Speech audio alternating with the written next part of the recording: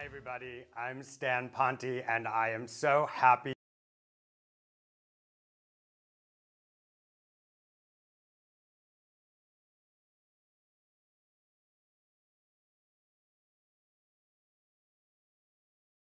and on live. Please be able to watch this or share these. I'd also ask you today to participate with us in one of three ways, either to make a donation to any of the organizations or candidates we're speaking with. No donation is too small, no donation is too large, as long as it's up to the legal limits.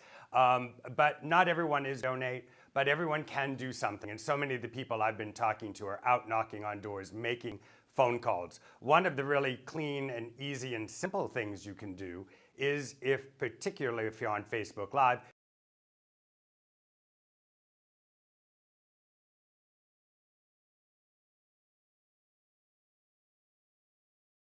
of us feel as though we're putting our energy in.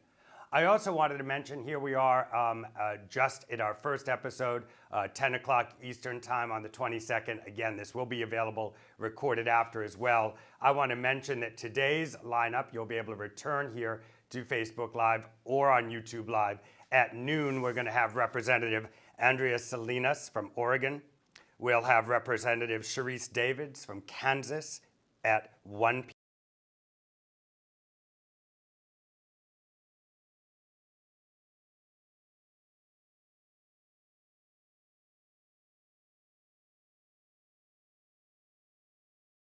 Really looking forward to taking these conversations out of the yelling, out of trying to grab more clicks. But you're not going to want to stay with us because we are getting heated. We are just going to be fired up. So let's start out with someone and an organization that has really fired me up. I'd like to welcome Sam Drzymala. Sam and I had an extraordinary conversation about his organization, which is focused on bringing gamers and people who are participating in platforms in our digital world, in particular young people. We'll find out more about those demographics in a minute. But what Sam is really doing is saying our world is changing, and we have to find our democracy where our democracy is, not necessarily where it used to be. So I am so excited to introduce our first guest on Coffee with Stan, Sam. Hi there, Sam. How are you? Hey, Stan. Hey, everyone. And it's really, really beautiful to be here. Thank you so much for the opportunity, Stan. And so my name is Sam. I work in political media. I got my start on the 2008 Obama campaign. I worked for several U.S. senators, most recently Cory Booker. And this year I've been one of the core organizers of White Dudes for Harris, if any of you have seen some of that work that we've been doing with young men. And I founded Progressive Victory, the organization that we'll be talking about today, in 2022. We help live streaming influencers and their audience members engage in effective politics. And it's very similar to, for those of you who don't know, Twitch and YouTube Live. I mean, some of you are watching on YouTube Live. It's very similar to what you're watching right now, live content on video. Well, you know, it's interesting. I read in the New York Times that in February, you helped to put together a big event in Cincinnati where you brought people off of their game platforms into the live space. Can you start out by telling us a little bit about that event? And I know you've had a follow-up event just recently in October. So maybe we can just start with the bread and butter of how you invite people to the events and what happens at these events.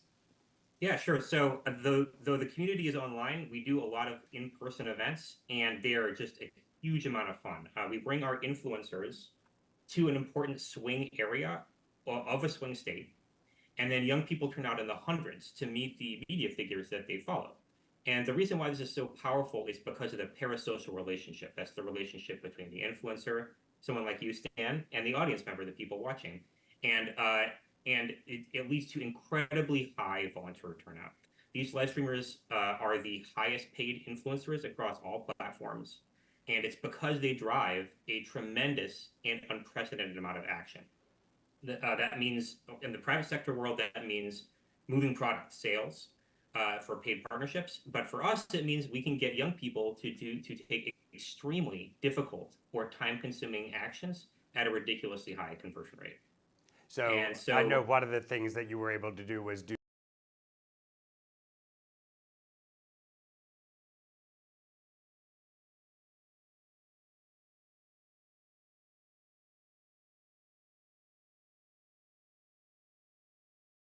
their time. As you that's said, right. that's a really hard how you did it. Yeah, so we get the live streamers for weeks and maybe even months form that we can get people to RSVP. And then we have our core group of volunteers that have already come out of these spaces to call through those lists and do recruitment, confirm RSVPs, make sure that they have travel arrangements, make sure that everybody comes in. We have hundreds of people show up. And the thing that's really been astounding to me is how efficient these Canvas events have been in terms of spend. Door knocking in person sometimes gets a bad rap because of its high cost. But the beauty of placing organizing infrastructure online is that we can run a door-to-door canvas with incredible efficiency. A traditional door knocking program that you'd see that when someone knocks on your door, it usually runs between maybe $5 to $10 per door knock, but we're hovering around $1 per door, which is more than competitive with even the best run digital ads programs out there. And so the lesson for me is that technology sometimes introduces new efficiencies that can give old tactics new life. I love that, and I hope you don't mind. We're going to keep drilling right into that because Yeah. obviously, for those of you who are watching, you'll see that there's the ability to click right through and to make a donation right now for any amount that you're comfortable with. So literally, let's go with what you just said. If it's costing $5 or $10 for a traditional door knock, right, for our campaign, you have gotten this down by either 10 to 20%, right, depending on whether it's $5 or $10 per. If you're getting down to $1 per. So what is it about your use of social media and your access to this platform that is making it so efficient? Well, so we have two components to our program. One is a group of people who are truly dedicated, who are canvassing full time in the most important swing states in the country, and we pay them a small stipend. But they, because they are doing all of the organizing work and they're distributed across the country, we're able to get their costs down pretty far. And they're extremely dedicated. Well, like I've never met a more dedicated group of people. But also because all of the big events that we want to like bring in, helicopter in all these other people who aren't maybe as committed as folks who are doing it full time, but want to take a weekend to do something. These folks who are doing it full time serve as the core team and the basis for that larger event when we bring people in and make it easy to organize. So it the base of this, the foundation is strong enough that it supports this large pyramid and creates efficiencies through the entire process. But all of those volunteers, except for the ones who are doing door knocking on the ground every single day full time, they're all just distributed across the country and living their lives online. And so the cost of overhead to get those people to the right location is extremely low when compared when compared with a traditional either paid canvas or door knocking program or volunteer door knocking program. And we can incorporate the same level of organization, sort of national top down level strategic organization that you would with a traditional program, while also offloading a lot of the costs of running it as a top-down organization and leaving it to a lot of the volunteers to be self-organizing and using the influencer relationships with their volunteer followers to be the magnet that draws them in. Can you tell us a little bit about the who? Who are the people that, I think maybe I might have my own idea of who is gaming or who is going to be attracted to go meet an influencer. Can you tell us a little bit about this? In my own mind, I know I've been using words like young. I've been using words like, excited, maybe even people who have not been so involved politically in the past. Am I painting the right kind of a picture? And if Yeah. so or not, can you add to it or make it even a sharper picture? Who are you bringing together? Because I've had my door knocked on before over many years, and in some ways, it almost is always the same kind of person, right? and usually someone highly politically active that has done it many times before, and you almost feel like you're part of a machine in that moment. Oh, here's this door knocking going on. My sense is what you're doing is that the person that opens the door sees someone who is what?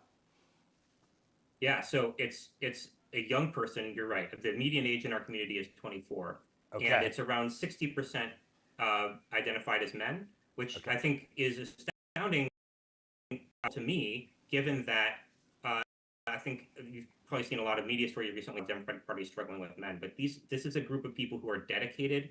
They're dedicated to the republic and to the Constitution. They're in this for the mission of defining democracy for their generation, and it's and I would describe them as the most dedicated voters of their generation, the army of volunteers that we need to win elections.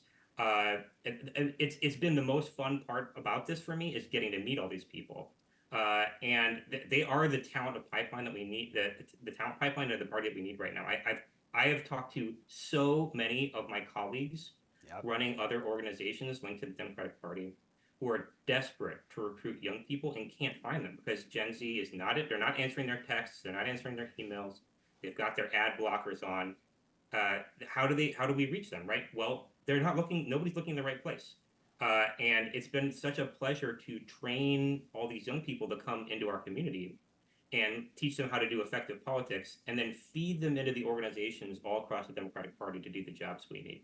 This These is kids are such. just Sorry to interrupt you. It's such that's good. music to my ears, and I know to everyone that will be listening to what you're talking about. Being able to get young people, when you say that age of 24, that is not what we've thought about as politically active potentially over the past maybe couple of decades. But you know, it's interesting, I think, as we're talking together live, if you move back to maybe, right, the political movements were the young people, right? That age of 24 would have been where it was at. And it kind of skewed, I think, in some ways, because those 24-year-olds, I would have been one of them, right, at that time turned into the 50 and 60 and 70-year-olds who were still politically active. But that political activism was born in the late 60s and early 70s. So I think what I'm hearing from you is that the youth in our country have been called up again. They are Yes. activated again. And what I'm hearing in particular about your organization is that you have gone and met them where they are, found them, and found ways to make it possible for them to volunteer, not necessarily in traditional places, which is maybe why some other organizations have had a hard time finding that same demographic. So can you Yeah. give me an example, or can you think of someone that if we were to, have a follow-up conversation, you were to say, hey, Mike or Sarah, can you come and talk to Stan and tell Stan and the people who are watching here what your experience was like? Can you give me a personal story of one of the people that you've interacted with and brought on the journey with you? Yeah, I work with them every day, so there are like dozens of them. I mean, hundreds that I am in the community with all the time, and it's each and every one is like they're like adorable. They want to do this because they want to see democracy survive. They know how important this moment is. One that comes to mind, especially though, his name is Sam Loud. He got involved with as a volunteer back in 2022 in the midterms when we first started, and he canvassed in Wisconsin through our midterm program all summer and fall. And then the next year in 2023, he got hired as an organizer by Ben Wickler's Wisconsin Democratic Party. And now he's working there to elect Kamala Harris. So it's been a lot of fun to watch him and his career blossom. And there are dozens of stories just like that already. And I know there are going to be, hundreds more after this election as people get into start building their own careers and getting into the party. Wow. It is so amazing that you figured out how to make this funnel that has been so elusive to other people. Can you talk a little bit more about how you get someone from that very first moment. What's some of the messaging that you use when you're reaching out to a gamer on social media or through the platforms that you talked about that are the platforms that they're engaged in? What are you saying? What's the message that you're starting with?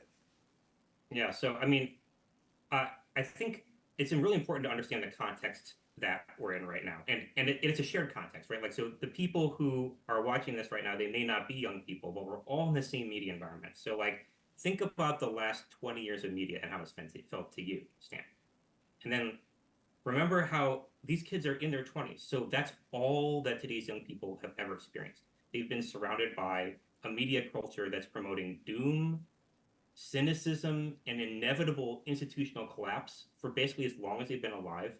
So I have to tell them to believe in their own power. Like, none of this is inevitable. None of it, not even the slightest, right? All it takes is a critical mass of people, not even a majority, just a critical mass, right? Stepping forward generation upon generation. You're talking about how your generation did that. This generation is doing this now.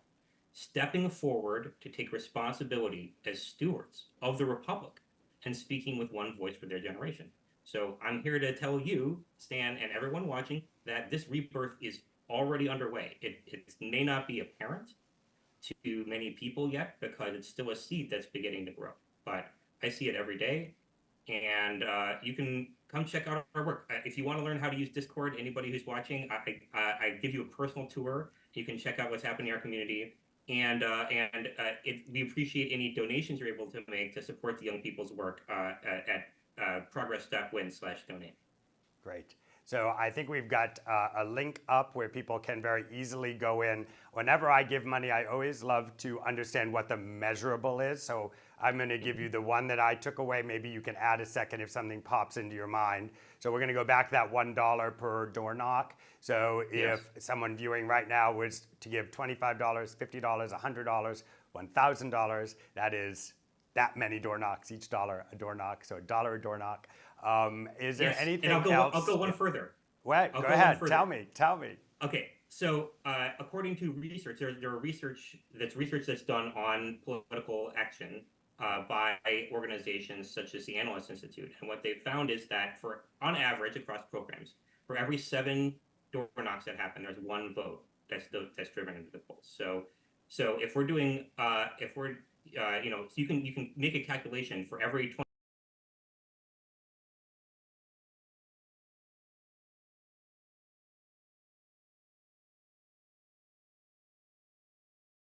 where the battle is being waged. In these states, like, given how close the polls are, it could be by like a few hundred votes or 1,000 in some of these places. So it's extremely effective spend, especially late in the election cycle when all the ad inventory is already bought up and there's no place to put your money. If you're thinking, wow, what can I do right now in this election to make a difference, given that all the ad programs are already established and there's no place left to put an ad.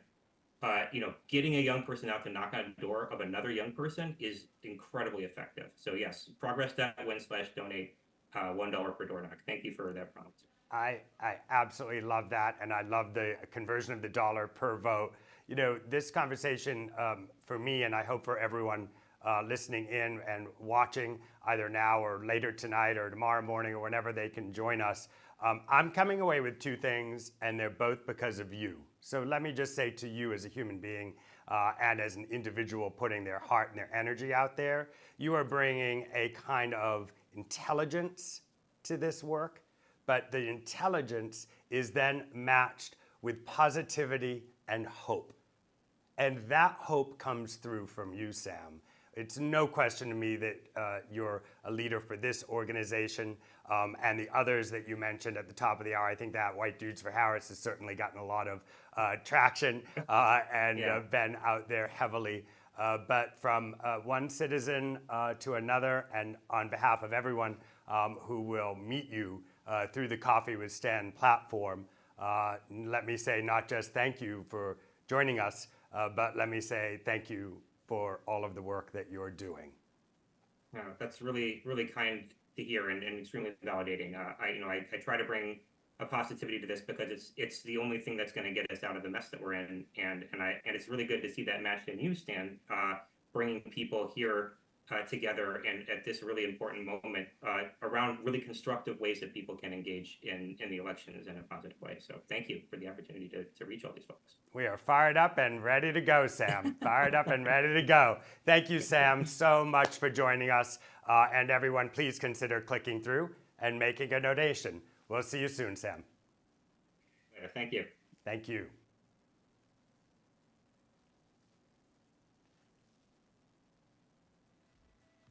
Okay.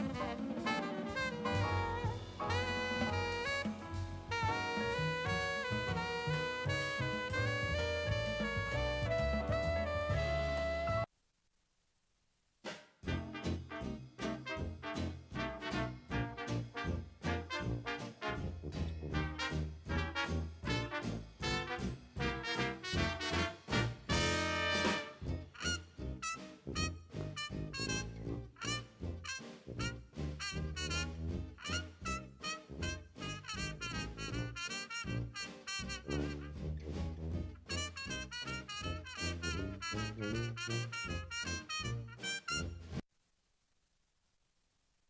sky was spread open its clouds, so the sun can just stop hiding out. The windows will open and sing like birds that are spreading their wings. And I spoke to right across the street, like a song that is playing just for me.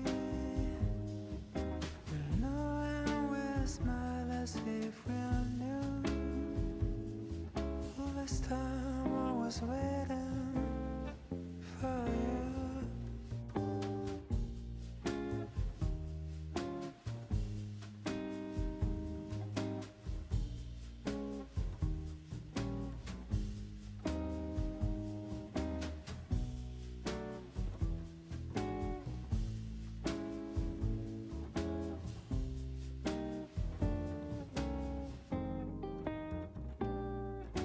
The sky will spread open its clouds, so the sun can just stop hiding out.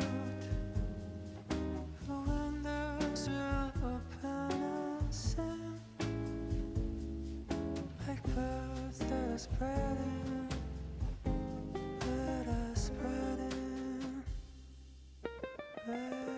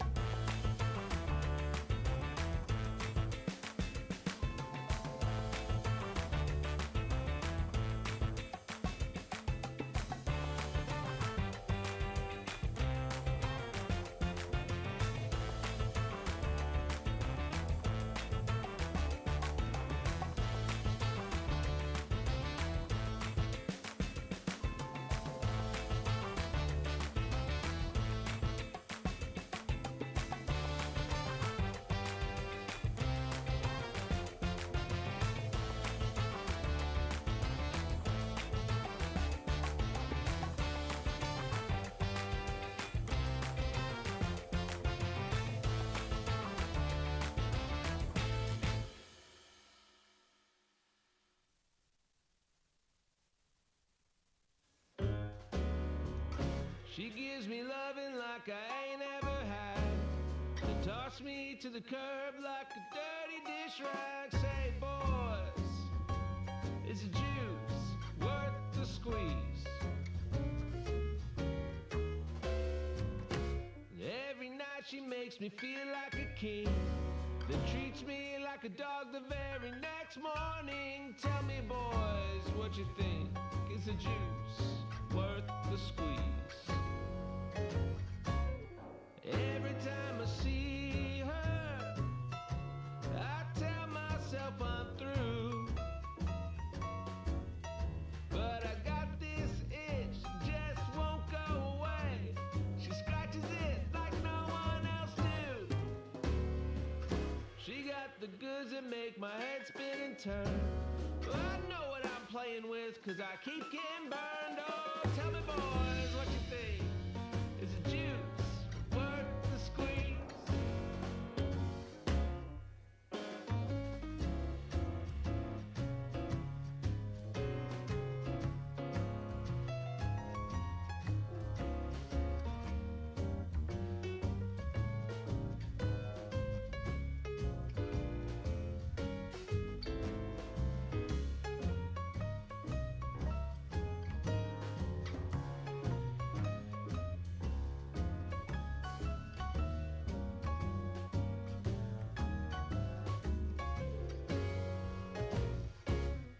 Every time I see her, I swear things gotta change.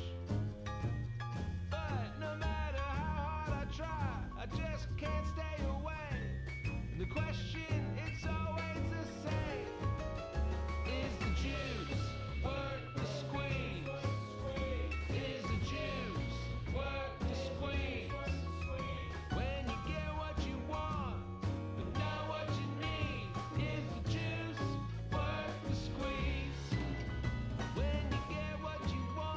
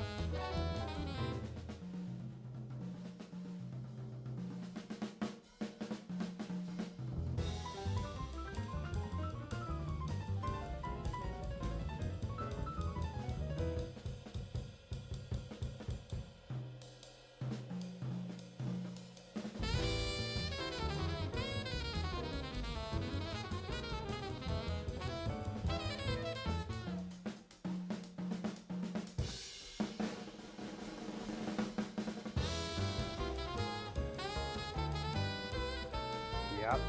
Hear you perfectly. Thank you.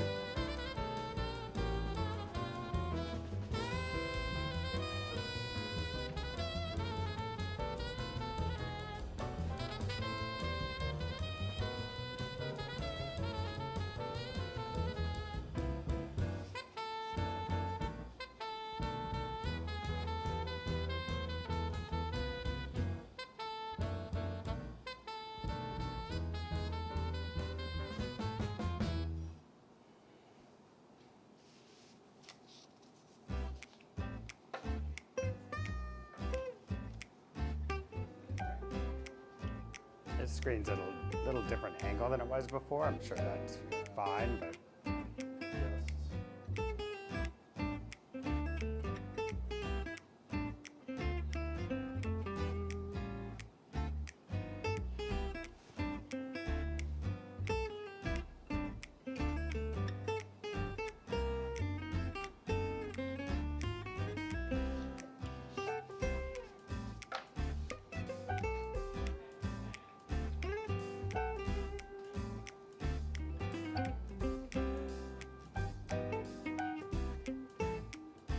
I think that looks perfect.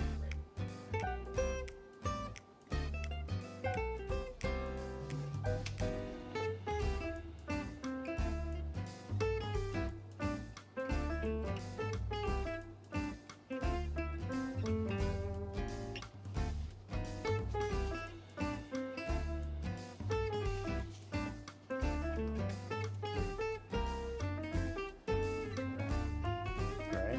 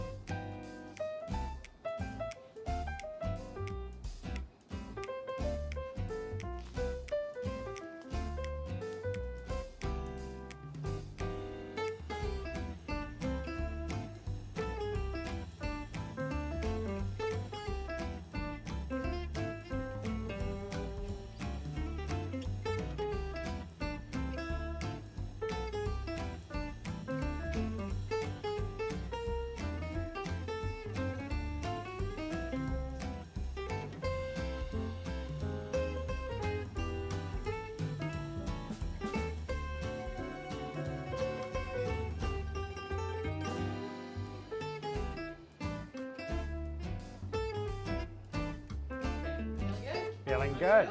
I think we're looking good. Cool. Yeah, we're just waiting on the interview. Okay. But then it's going to be the same thing. We'll come to you in studio for a very brief moment, intro them, we'll bring in the two docs. I guess my question on that outtake. So I'm done. Thank you so much. Yep. Thank you so much. We're going to come back to you. in After studio. that. And you can just be like, up next at so-and-so time, I'm Right. speaking with so-and-so. That's great. Done. And then we'll come back Yeah. to quiet, and then we'll have, in this case, we have a half hour Half hour. between. Got it. Exactly. Got it. Perfect. Thank you.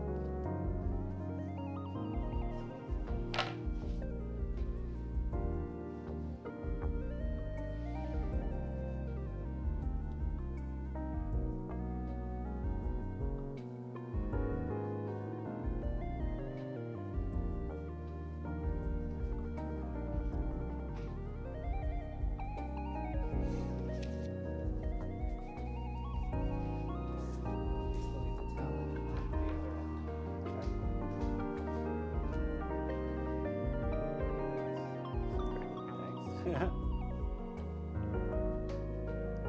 you so much for my teeth. They're so funny.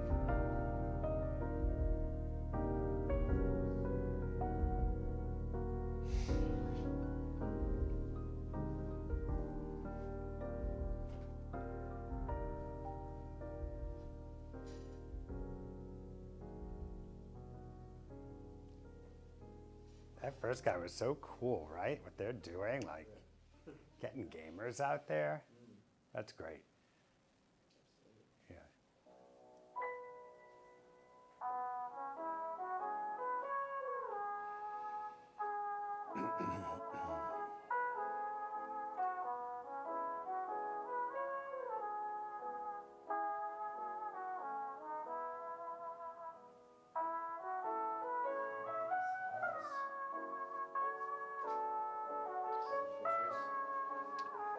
They're all close. That's what's, if anything, that's what I think is cool, right? I mean, I think it's.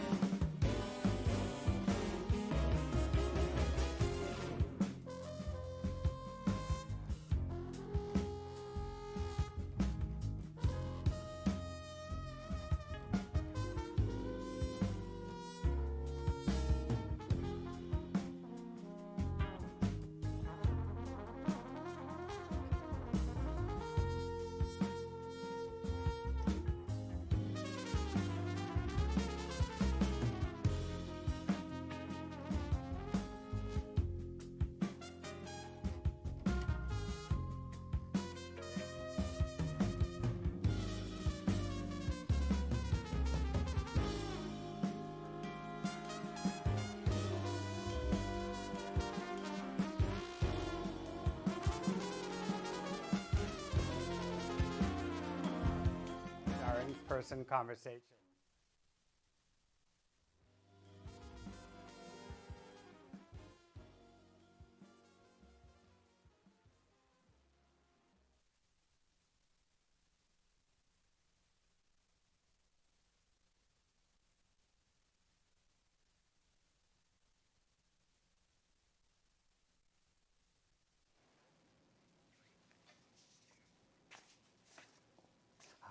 Hi, everybody. We are back live with Coffee with Stan. Thank you so much for starting us out this morning with Sam Drzymala. What an amazing conversation we had, and his incredible organization bringing out our young people, that average age of 24 years old, to be that politically active, I think is so amazing. And I just want to thank Sam again, and for all of you who joined us, and will watch that in repeated episodes.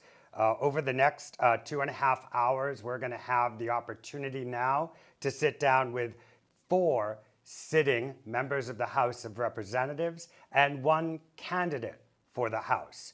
We're first going to start out with Representative Andrea Salinas, and then at 1 p.m. we'll be with Representative Sharice Davids.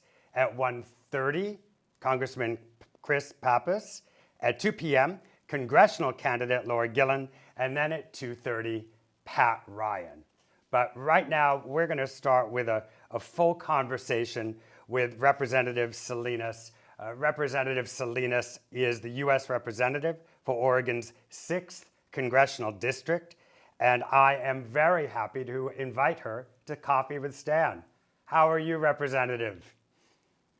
I'm doing well, Stan. Thank you so much for inviting me. It sounds like I'm in good company too with my other colleagues and candidate Laura Gillen. So I'm excited to be here. Thank you. Thank you so much. You are in excellent company, people doing the real work. And our goal today is really to focus on exactly that work that you're doing.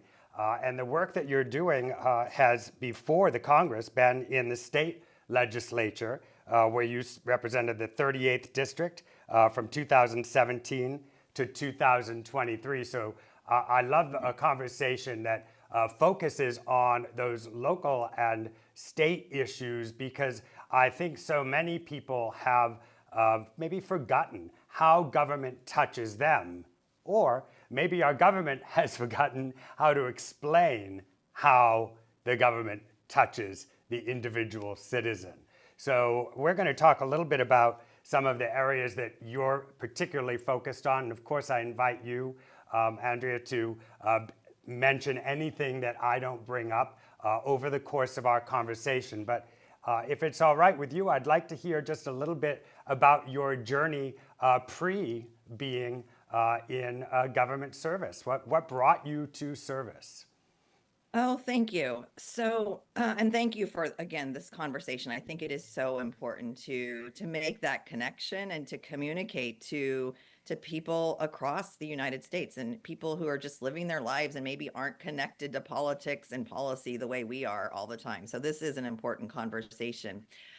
I really have kind of a circuitous journey, actually. I am the daughter, a proud daughter of a Mexican immigrant.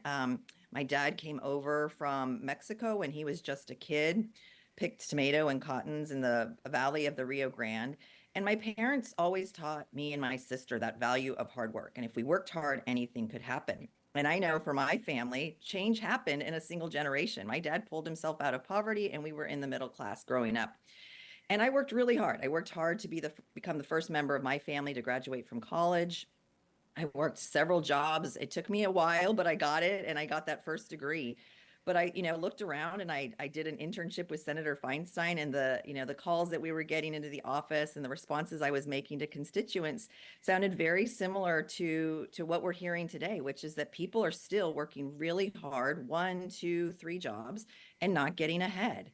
And that, combined with my daughter, my 19-year-old daughter, really propelled me into office. And in, about 2017, 2016, right after the first Trump election, we started seeing a lot of hate and vitriol and anti-Semitism and racism in our local schools.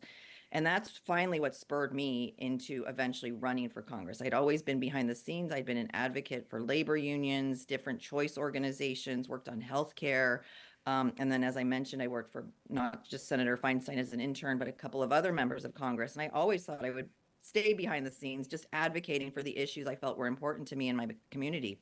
But once President Trump really started affecting what we were seeing on the ground in our communities and hearing from our kids, and having a daughter who was pretty non-binary in her address and appearance, it was hurting her. And I could see that. And I could see how it was hurting her classmates. And so I ran. I ran for the state legislature, where, as you mentioned, I worked until 2023. And then when this seat opened up as a brand new district here in Oregon, in 22, I decided to run again. It's the largest Latino district, and as a proud Latina and someone who has worked with the farm worker community and Latino businesses across Oregon, I decided they needed a voice, and it would be a historic move. Oregon has never had a Latino member of Congress, and certainly not one that has given voice to this community. So all of those things, because as you mentioned, all levels of government do affect people on the ground in some way, shape, or form. 100%. And I'm so struck by your story. And there are individuals and friends of mine and colleagues who share your exact story almost to a T. Right. Mexican immigrant family coming to this country, working hard. Their children are the first to graduate from college in their family's history. I'd love to hear just a little bit more about the farmers' rights advocacy work that you're doing, both locally at the state level and then at the federal level. What are the workers' rights issues that are there? Which ones have you been able to find a way to address? And which are those that are sort of frustratingly, if I could just get everyone to hear me say that this worker needs this support? Could you share that with us? Yeah, there are many, as I'm sure you can imagine. I think with the Trump presidency, so many workers were afraid, even people who had visas and were working here legally. They were afraid to come out of the shadows when they saw wage theft, or when they saw employers who weren't treating them appropriately, because they were afraid of any consequences from the federal government. So that's one thing that I think really made it hard so for folks who don't know, a lot of times farm workers who come across, immigrants who come across from other countries, any country, sometimes tend to do so on either a seasonal basis or a continual basis, but really plant roots here and make their lives here, right? So they raise families here, they're part of the community, sometimes they open up businesses, and yet, at the same time, they cannot be fearful of suddenly being ripped out and their roots being ripped up, almost literally, and being sent back to where they came from because of a leader like Donald Trump, or Republicans in Congress who are now, or Republicans in the former Trump administration under Project 2025 calling to deport 11 million people who are working and living here and contributing. So that is one thing, is that kind of fear. And that's something I worked on at the state level to make sure that folks here on the ground knew that Oregon is a supportive community, and our growers need it, right? Our farmers need it. They needed for their workers not to be fearful. But also, we know that wages were not keeping up. And in fact, I was just out at a farm worker housing community yesterday, where we got a pretty large grant. They got about $1 million to remediate and rehabilitate their farm worker housing. There was a lot of mold, and they wanted to make it safer and cleaner and more livable for the workforce, and more affordable too. And so those are the types of things that we hear about constantly. Farm workers, though, on average here in Oregon, only make about $25,000 a year. And our median income is somewhere around like 75, 80,000. And so it is well below the median income. And so they can't afford housing, especially when, housing prices across the US right now are skyrocketing. So that is a big issue too. So trying to get those grants, I was very pleased that we were able to secure that. Those are important. Those are really important things for the community. Another big thing that I've been working on under the Farm Bill reauthorization is when workers, and we know that climate change is affecting everybody. It's affecting the growers who grow wine grapes, Christmas trees, hazelnuts, all these specialty crops. Sometimes they're very sensitive to ice storms, heat domes, obviously wildfires. I tell people, if you didn't see a good bottle of Pinot Noir in 2020, it's because we had terrible wildfires that affected our grapes. Yeah. And so our vintners really were not producing the kind of Pinot Noir that we were used to seeing. But what people don't realize is that the workers themselves are really affected by it, right? Sometimes the heat is so extreme that they have to stop working, right? So depending on what the the catastrophic event is wildfires. You can't inhale that smoke. It becomes very dangerous. So you have to take time off and time away from work. And typically they are paid either by the hour or by the piece, by what they pick. And so when that happens, they have no safety net. They have no way of being able to put food on their own tables. And so I've been working to figure out, how do we, in the Farm Bill, make sure that there is some type of safety net. So when farm workers, for no fault of their own, may have to take days off of work, have some sort of safety net. And it didn't get into the House Farm Bill, but there is a placeholder over on the Senate side that I've been working with Senator Stabenow around, that I would be really excited to see if we could get something through. I think it would help. And again, it will stabilize the workforce. So not only would it help the workers themselves and their families, but it would also help the growers and people right here in my community, the people who own the farms and the productions in the Willamette Valley. Well, that just brings us right back to where we sort of started our conversation, which is, how does government touch the individual, right? And this idea of having an elected representative, and now in a race to be the elected representative again, to actually represent, to actually say, I am standing here and we have secured a grant to get the mold out of this housing, to make this housing better, and to address issues that will affect someone at home today. Not just a talking point, not just ideology. Nothing wrong with ideology. We all have belief systems, but we also all have needs, actual day-to-day needs. So my hat is off to you on that. I'd love to pivot right after I remind everyone that there are links under our Facebook Live and YouTube Live that will allow you to donate to this fabulous human being, Representative Andrea Salinas, who is representing us well and will continue to represent the people of Oregon and be an important vote in our Congress as we go forward. One of the things I made some notes on was your work on mental health in schools. So you have introduced several bills to improve access to mental health care, including something called the Hope and Mental Well-Being Act, which provides for free behavioral health visits through the Medicare and Medicaid programs.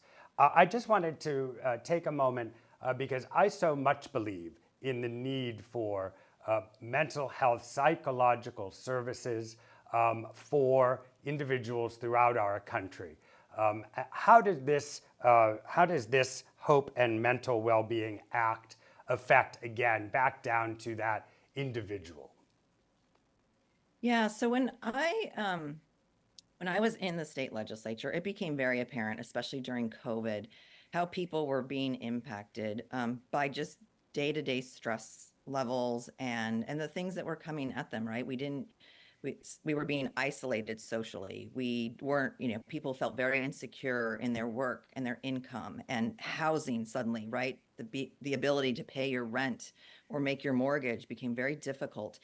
And but I also have a personal history with mental health. My sister, when she was younger, she attempted suicide as a teenager, and I was a teenager too.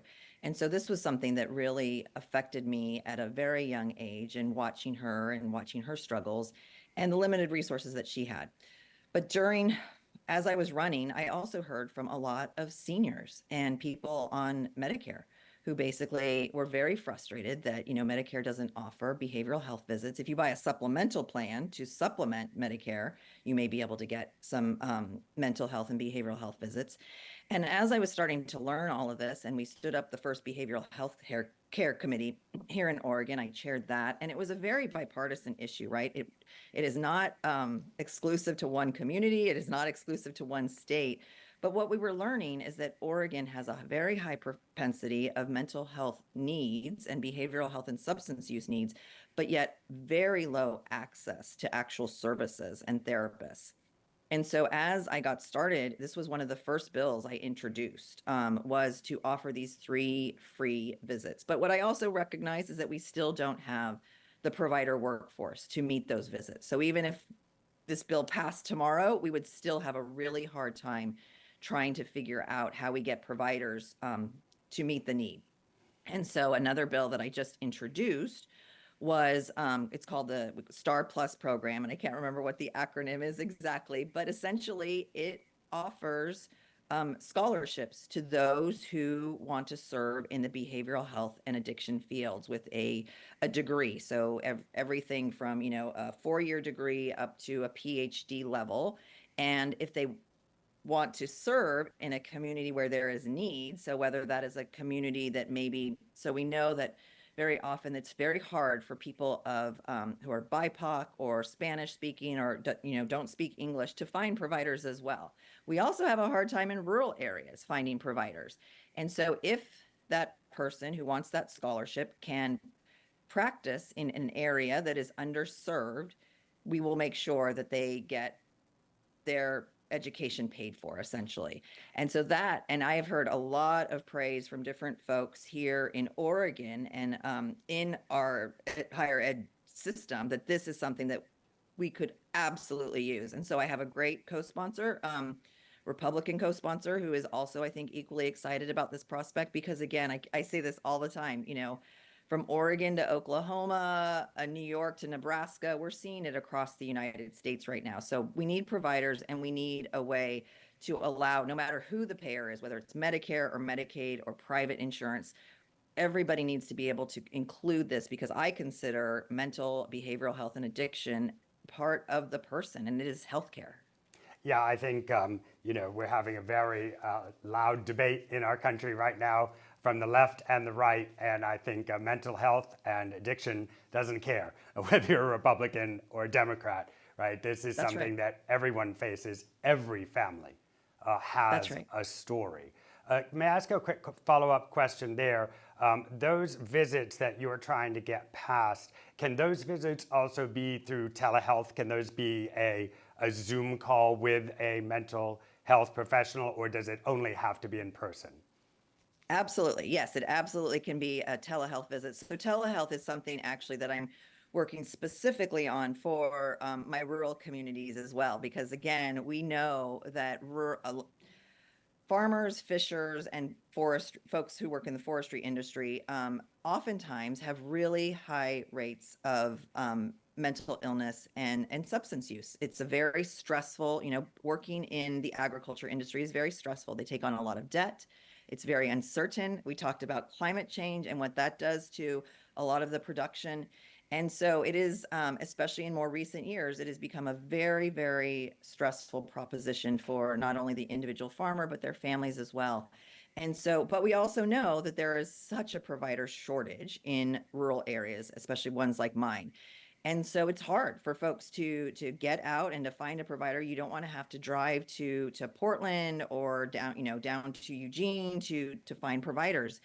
And that's hours out of your day that you don't have. And so making sure that rural telehealth is a component of all of this as well. But that also means back to the infrastructure, right? We need to make sure that some of these areas have the rural broadband and have the actual infrastructure to make that connection. And so that's something else I was very pleased to be a part of. And I was able to bring some rural infrastructure to my communities in my rural parts of my district as well. So again, making all those pieces connect, it takes a lot, right? It's not just the talk that we want. We want the solutions and on the ground success stories. Well, I think, you know, it also takes smart people like you to connect those dots, right? To say, well, we can't have this without this. And That's I right. know that in the sound bites, it is such a challenge, right, to be able to just sit and take the time to explain what's necessary to deliver a service, why it's necessary, how to do it, and the infrastructure needed in order to do it. So thank you That's so right. much for taking a deep dive on that. I want to move on to immigration reform, which is a little bit clearly of a hot topic, but I felt that we could return again to your family's history, and in particular, as I understand it, that the people that you represent, there's over 20% of your constituents are Hispanic or Latino. So that's I think the highest percentage in your state. So That's right. taking it as best we can from the hot topic areas, what areas are you focused on in terms of your own family's history and how to support those families that are in that same journey? Let's take your family's journey and go pre you graduating university. What do those families need, and what are you fighting to deliver there? I love this question because I think people know, I think people believe that for whatever reason, Democrats are playing defense on this issue. This is a personal story and a personal journey for me. And, I know that as my family came over in 1950, when my dad, like I said, when my dad was just a kid, and I think my Tia Maria, she was just a baby, but we know how much our immigrant communities contribute to our country and to the fabric of our communities. And so, and they, if you work hard and you play by the rules, you should be able to get ahead. And, and sometimes they're, today I know that sometimes they're fleeing climate devastation. Sometimes they are fleeing drug cartels and gangs. And sometimes they are fleeing to find better economic opportunity here. But I also know that our border communities are in disarray, and there is chaos down at the border. And when I went down last May and talked to some Customs and Border Patrol folks in El Paso, I heard that what they need are more resources, right? We need to make this orderly. It is not an orderly process, and then the communities end up suffering. We have a lot of non-governmental organizations and nonprofits that have to step in to help figure out where are we going to house them, where are we going to feed them, right? None of that is orderly. We need to figure out how to make sure that maybe we can help keep people in place until they're ready to come here. But at the same time, we know that we have millions of people here right now working, living, and they don't have certainty, right? They don't have certainty on whether or not their visa is going to be renewed from one year to the next. They don't have certainty on whether and some of them have been here for like 10, 20, 30, 40 years. So there is a backlog in the immigration judicial system that needs also to be hammered out. And because of that backlog, again, we need more resources. So Customs and Border Patrol needs more personnel. They need more technology to detect, illicit drugs. We want to keep our communities safe. We don't want things that are illegal or people who are doing illicit things to come across the border. So we need to keep the border safe. But at the same time, we have communities here that are working and contributing. How do we give them certainty? And if it's just workforce certainty, how do we do that? If they want to live here permanently, how do we give them a path to citizenship? And those pieces also need additional resources. And what we saw this past year, I think it was in February, the Senate, under President Biden's request, had a bipartisan deal worked out. But as soon as former President Trump told his Republican friends in Congress, nope, we want to run on this. This is a good issue to run on. We don't want solutions. We want sound bites. They all voted no. And the whole deal tanked. And and actually it didn't go anywhere. And so that was really a shame, because I keep saying, I will work across the aisle. People in my district want us to get something done. They want certainty for our immigrant communities. They want to move ahead on this issue. And nobody gains from us just languishing here with no solutions. So I keep saying I'm a member of the Democratic Secure Border Task Force. I have signed on to different bills that will help increase those resources. I have also signed on to bills that would make sure that fentanyl and other illicit drugs don't come across the border. We can do both. We can keep our communities safe. We can give certainty to our immigrant communities who need them. I wanted to also ask, while we have you, about your other rural healthcare initiatives. We talked a little bit about telehealth, but I know in your state and in your district, there are some other really critical needs in terms of healthcare delivery and the availability of healthcare resources. And I know you've really worked very hard on this. So I'd love to give you a couple of minutes just to talk about the specifics there, and if there's a particular story of someone who has thanked you for the work you've done. It would be great to share that. It's always great to hear the personal stories. Oh yeah, no, this is another one that is again, because I spend so much time in the rural parts of my district as well as the suburban and the more urban parts.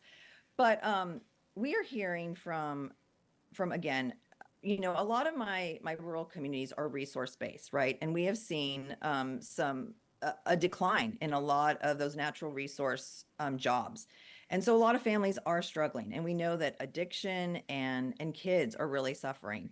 So I took this was a big bill that Grace Napolitano has been trying to get passed for a number of years. I've taken it on now, which would essentially provide school-based health centers and mental health visits for kids in schools. And we actually have one in McMinnville, in a rural part of my district, that is quite successful. But meeting kids where they are, I think, is so important because we are taking the problem and we're finding solutions upstream, right? And so before, hopefully, that this child, and sometimes it's cyclical, right? Sometimes they have parents who have addiction problems, or they have parents who may have mental illness, and getting the child into care and therapy and maybe physical help too in some way is the best and earliest solution. It reduces costs and it reduces despair for the entire family unit and therefore the community.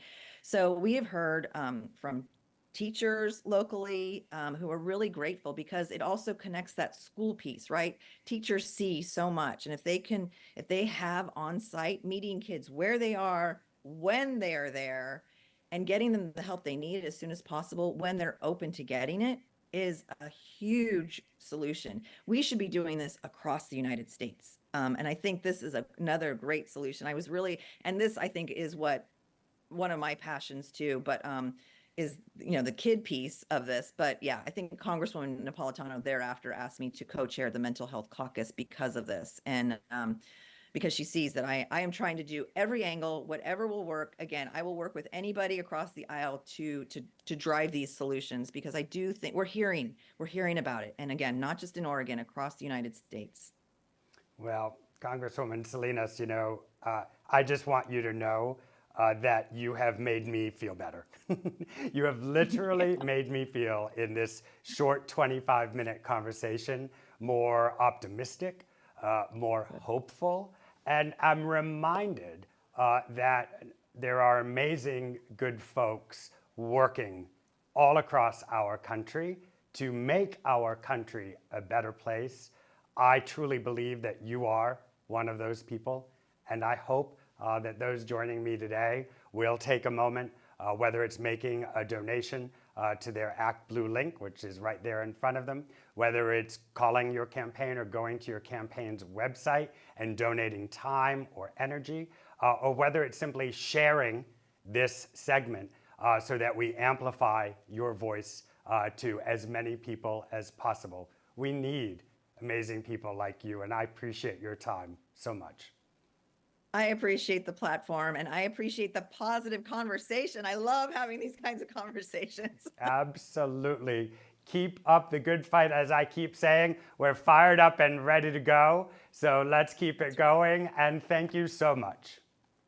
Thank you, Stan. It's been Thank great. you.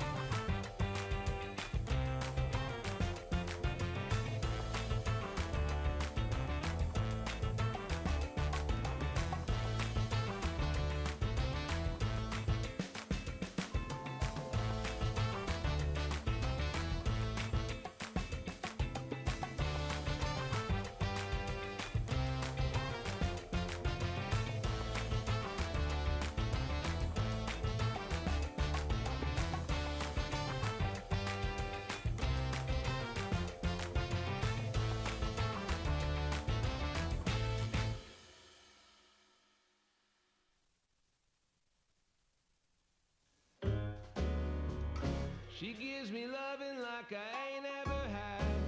And toss me to the curb like a dirty dish rag. Say, boys, is the juice worth the squeeze?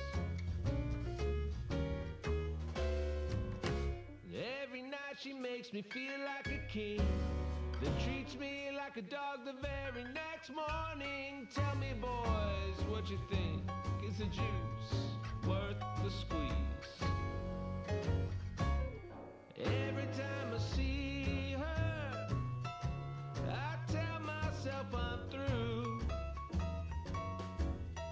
But I got this itch, just won't go away. She scratches it like no one else do. She got the goods that make my head spin and turn. Well, I know what I'm playing with, cause I keep getting burned. Oh, tell me, boys, what you think? Is the juice worth the squeeze?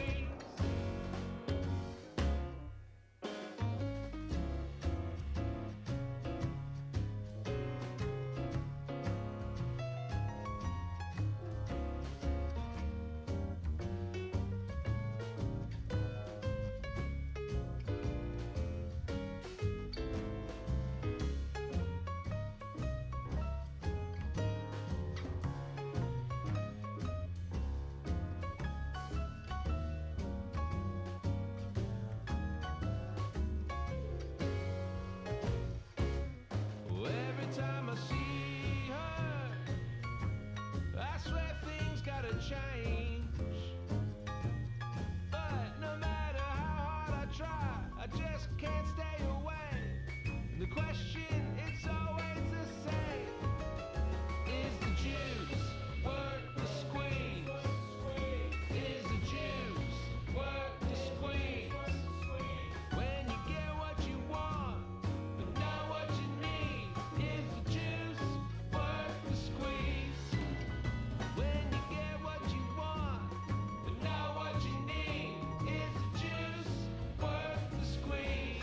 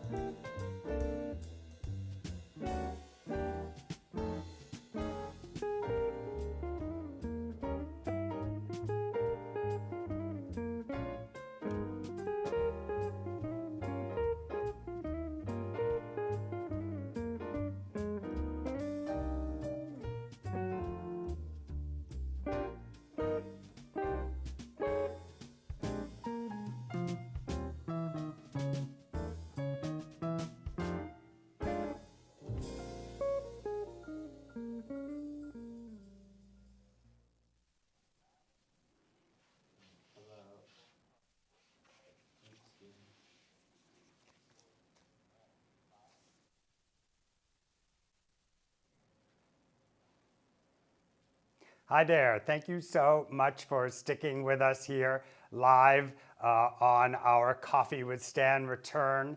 What an amazing conversation we just had with Representative Andrea Salinas. Isn't she inspiring? I mean, someone who is really taking day-to-day lives and making real changes.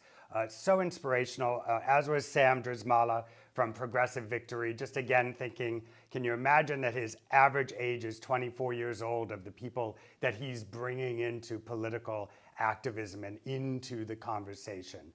As we move through the rest of today, we're about to jump in with the amazing Congresswoman Sharice Davids, and then at 1:30, Representative Chris Pappas. At 2 p.m., congressional candidate Laura Gillen, and at 2:30, Representative Pat Ryan.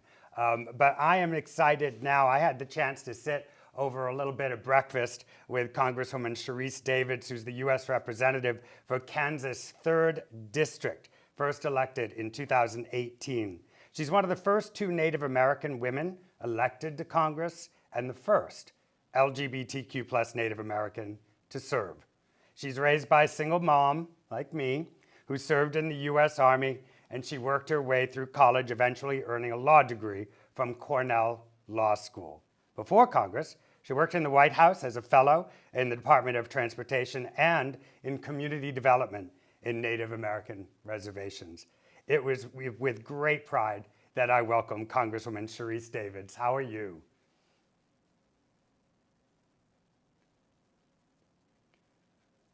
Yeah, hi Stan. It's good to It's see the old you. unmute yourself. Things may change, but the unmute yourself never will.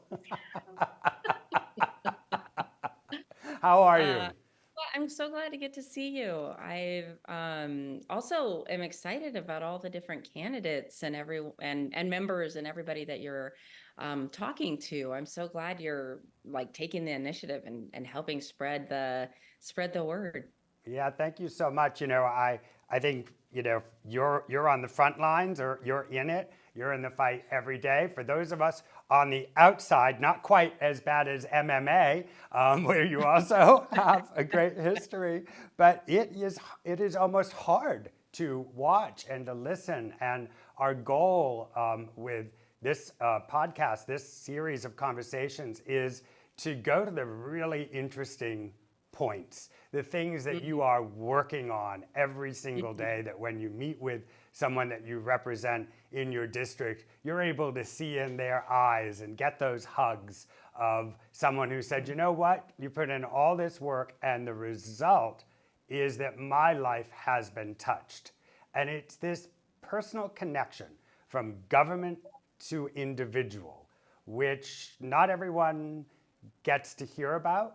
Some people don't feel, or they feel in negative ways.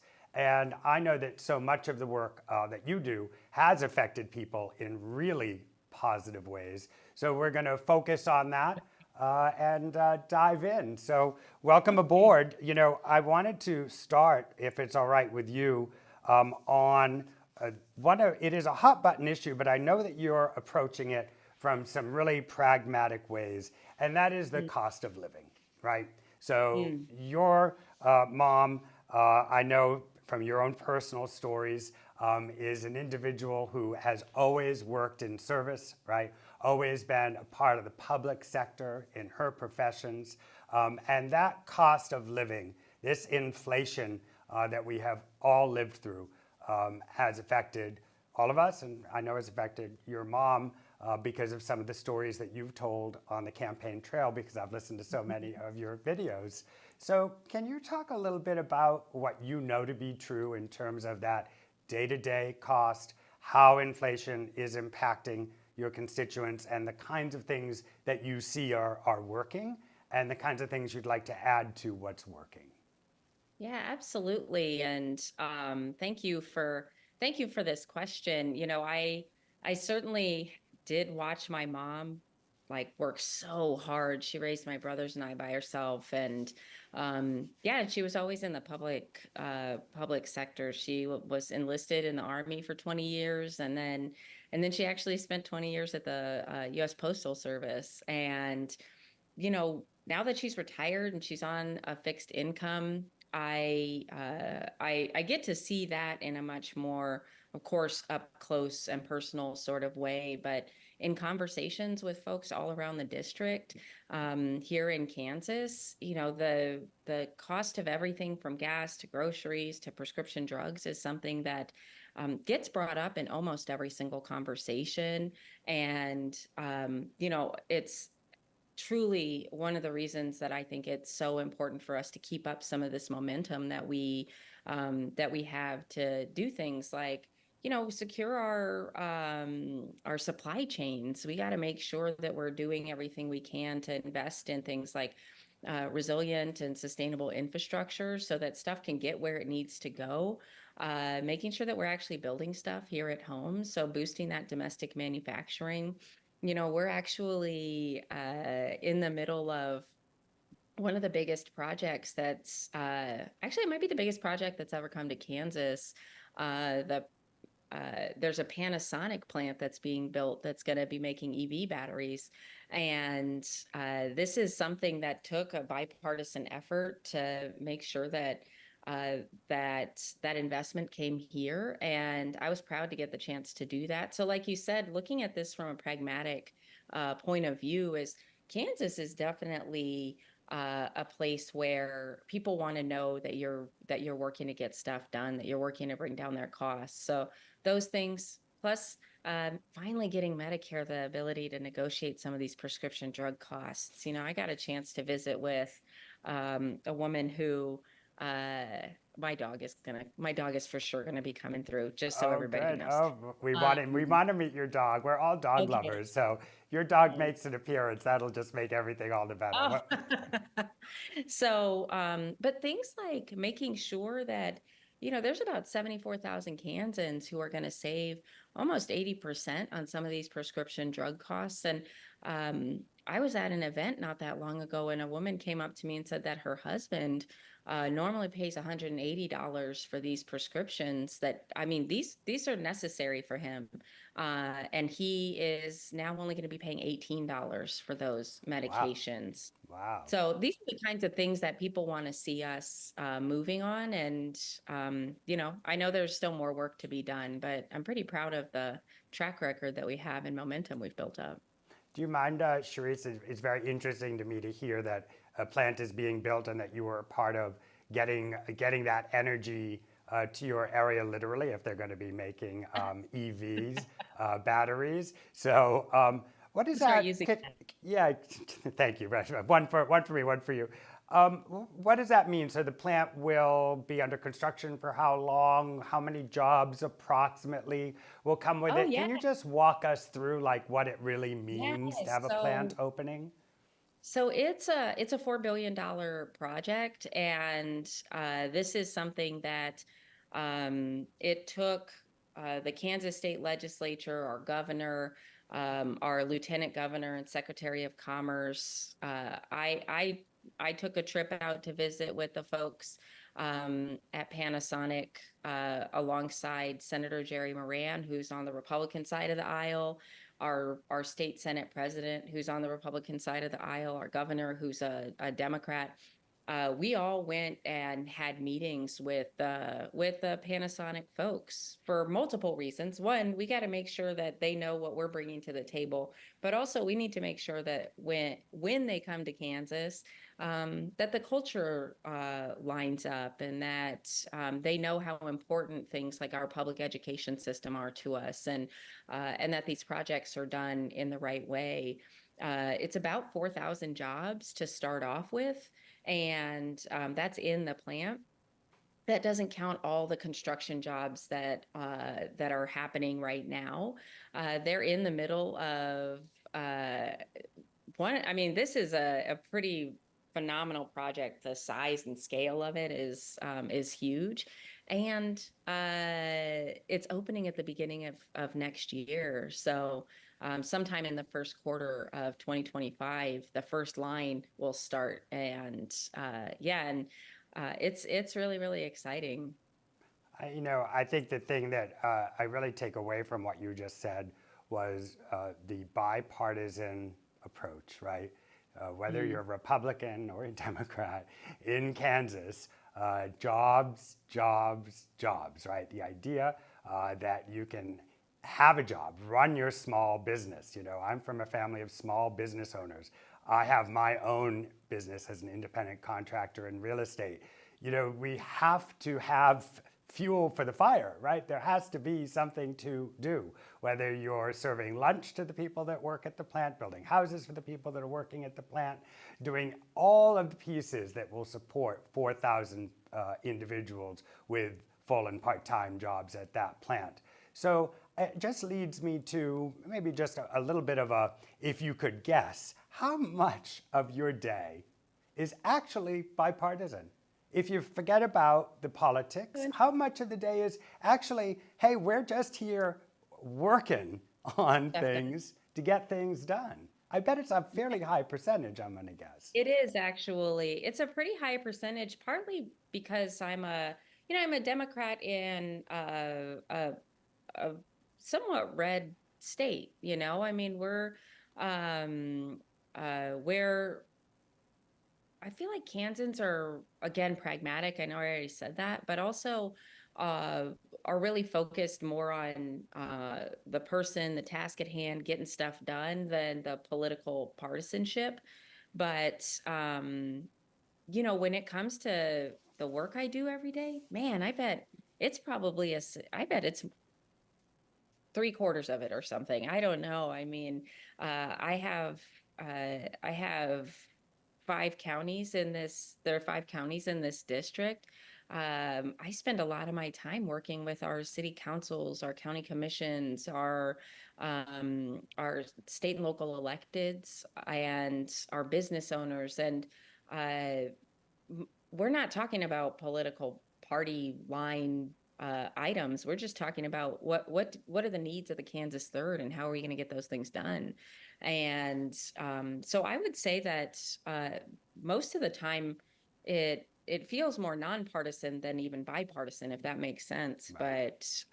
But it's something that I really appreciate about this area is that I get the chance to work with people on a variety of things, whether we agree on every issue or not.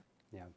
I think, too, Sharice, you represent some minority groups, both through your heritage and through being a part of the LGBTQ plus community, as I am. I wonder, in Kansas, in your districts, how often are those hats on you? How often are you advocating, and how often are you simply being you, which in my opinion, having met you, is the best possible advocate, right? Because you are doing the work and you are delivering. So that to me is the advocacy. But I do know that you have put your name and energy in the Congress into specific areas there. Are there any that you'd like to talk about with our group?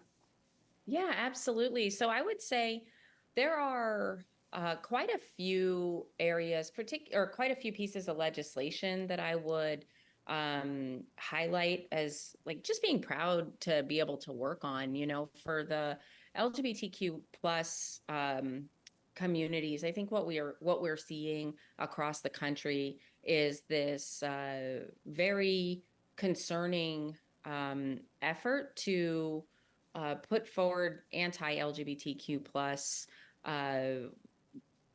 legislation, policies. Sometimes it's rhetoric, and I'm always going to push back on any attempts to minimize or discriminate against the LGBTQ plus community because, well, one, it's just not right to do that, and two, you know, one of the first things that I supported when I got to Congress was the Equality Act. And I think that there are a lot of people who might not realize like the full range of LGBTQ plus rights that are infringed upon on a daily basis. And depending on what state you're in, you know, I represent the Kansas Third.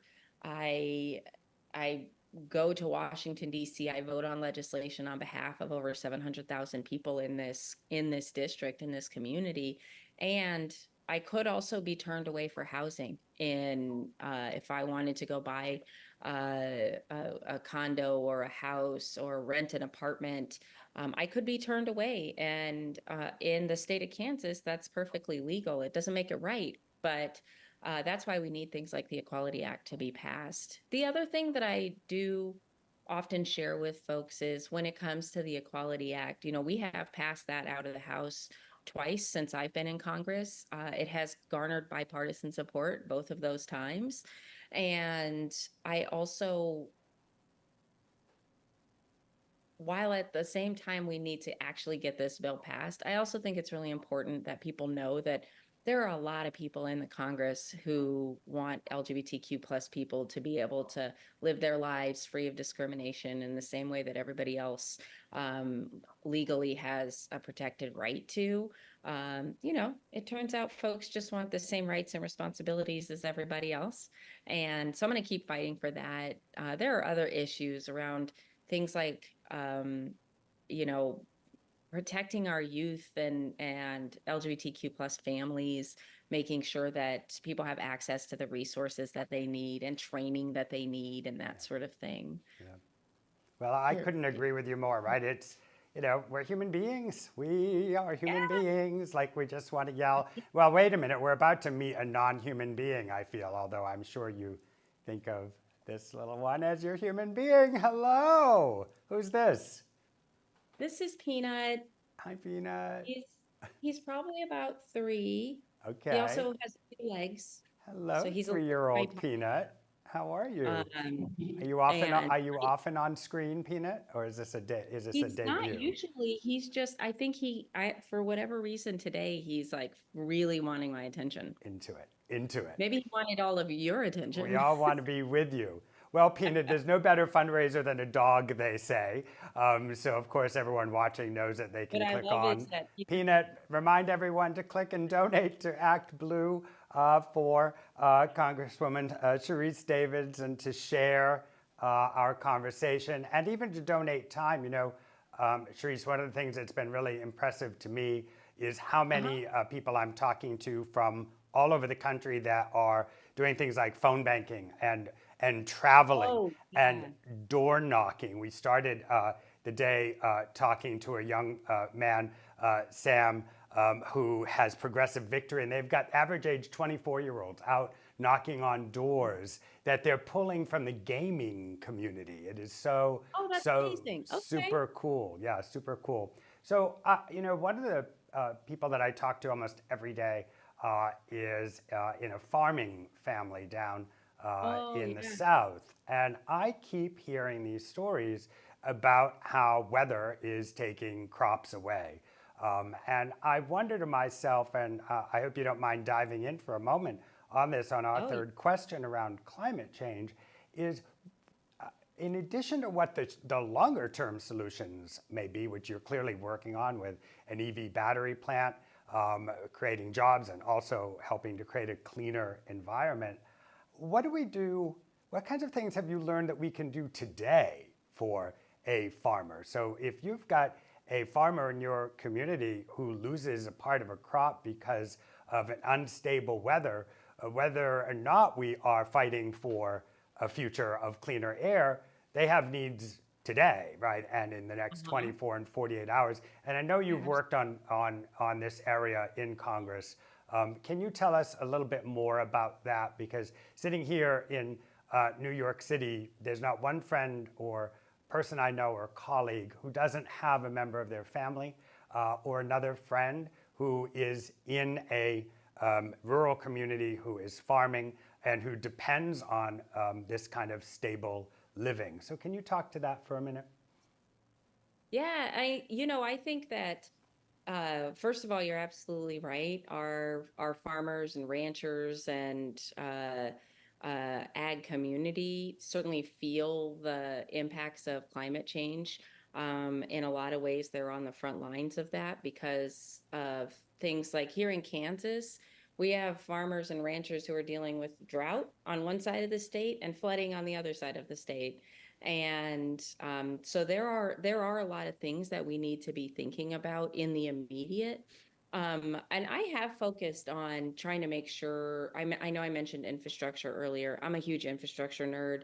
And to me, this is one of the ways that we really can set ourselves up for success as communities, and making sure that we've got the infrastructure necessary to reduce down the chances of flooding. So we've worked on that in this area. But one of the things that I actually didn't know as much about and have learned a bunch about in this last couple of years, because I'm on the agriculture committee now, is that farmers and ranchers spend a ton of time thinking about the climate, thinking about the changing weather patterns, and what they can do. In a lot of ways, they're kind of the earliest conservationists, the folks who are doing ag work, and that's certainly been true as a Native person. I know that's been true for a long time. But the USDA, the Department of Agriculture, the Department of Interior have have a bunch of programs that our farmers and ranchers are making use of, conservation programs to make sure that that the soil is able to regenerate and stay rich in nutrients, so that when the next time they plant crops, those are those are taken care of. I know I meet tons of farmers who are doing things like the things that they can to reduce the need for as much water, doing no-till farming and using cover crops, and doing things that just reduce down any kind of negative impacts that might come from farming practices that folks are starting to reduce their use of. And then I would say that we passed the most robust investment in addressing the climate crisis with the Inflation Reduction Act, and there are a bunch of provisions in there that are going to help us, whether it's in the ways that we're doing energy production, making more use of renewables, or the ways that we're making use of these conservation programs that our farmers and ranchers are accessing a bunch. So there's a bunch of stuff that's going on in the here and now that of course are gonna help in the long term. And then there's the more long-term efforts. I actually started alongside this is a bipartisan caucus. We started the Sustainable Aviation Caucus. I did that alongside Dusty Johnson from South Dakota. I'm not going to sit here and pretend like him and I agree on everything. We don't. But when it comes to making sure that our aviation industry is moving toward more renewable and climate friendly sources and technologies, we're both interested in that. So we're working together on it. I think maybe the thing I'm taking away from our conversation today is your ability to talk to people about what you do agree on and find a way to work on that together. Because my guess is that once you've worked with someone, as you are doing in Congress and representing your district in Kansas, that same person, when it comes time for you to pick up the phone or talk to them about a topic that you disagree with them on, that conversation is going to be a lot more full. That conversation may actually reach that person because they've grown to respect and like you in the exact same way that I continue to grow to respect and to like and to admire you. And I truly hope that everyone that's joining us now will click through small donation, big donation, any donation to your campaign to make sure that you keep your seat in Congress, any kind of volunteer activity, or simply sharing this from YouTube or Facebook so that more people can get to know you and Peanut, Q Peanut. Is Peanut still there? Hey, Peanut, Q Peanut. Okay. He likes to lay like this. He just love it. leans. Thank you so much for taking part of your day with us. Your campaign and the people around you are amazing. Yeah, really nice to talk to you. We'll see you in New York, and I'll see you hopefully in Kansas and in Washington, D.C. Okay, we'll talk to you soon, Stan. Talk to you soon. Thank you everybody. so much, Sharice. So much appreciate it. And for those of you staying with us live, it's going to be about a 2-minute break, and we will be with Representative Chris Pappas. So see you in just about 2 or 3 minutes. See you later. I will tell him you said hi. Bye-bye.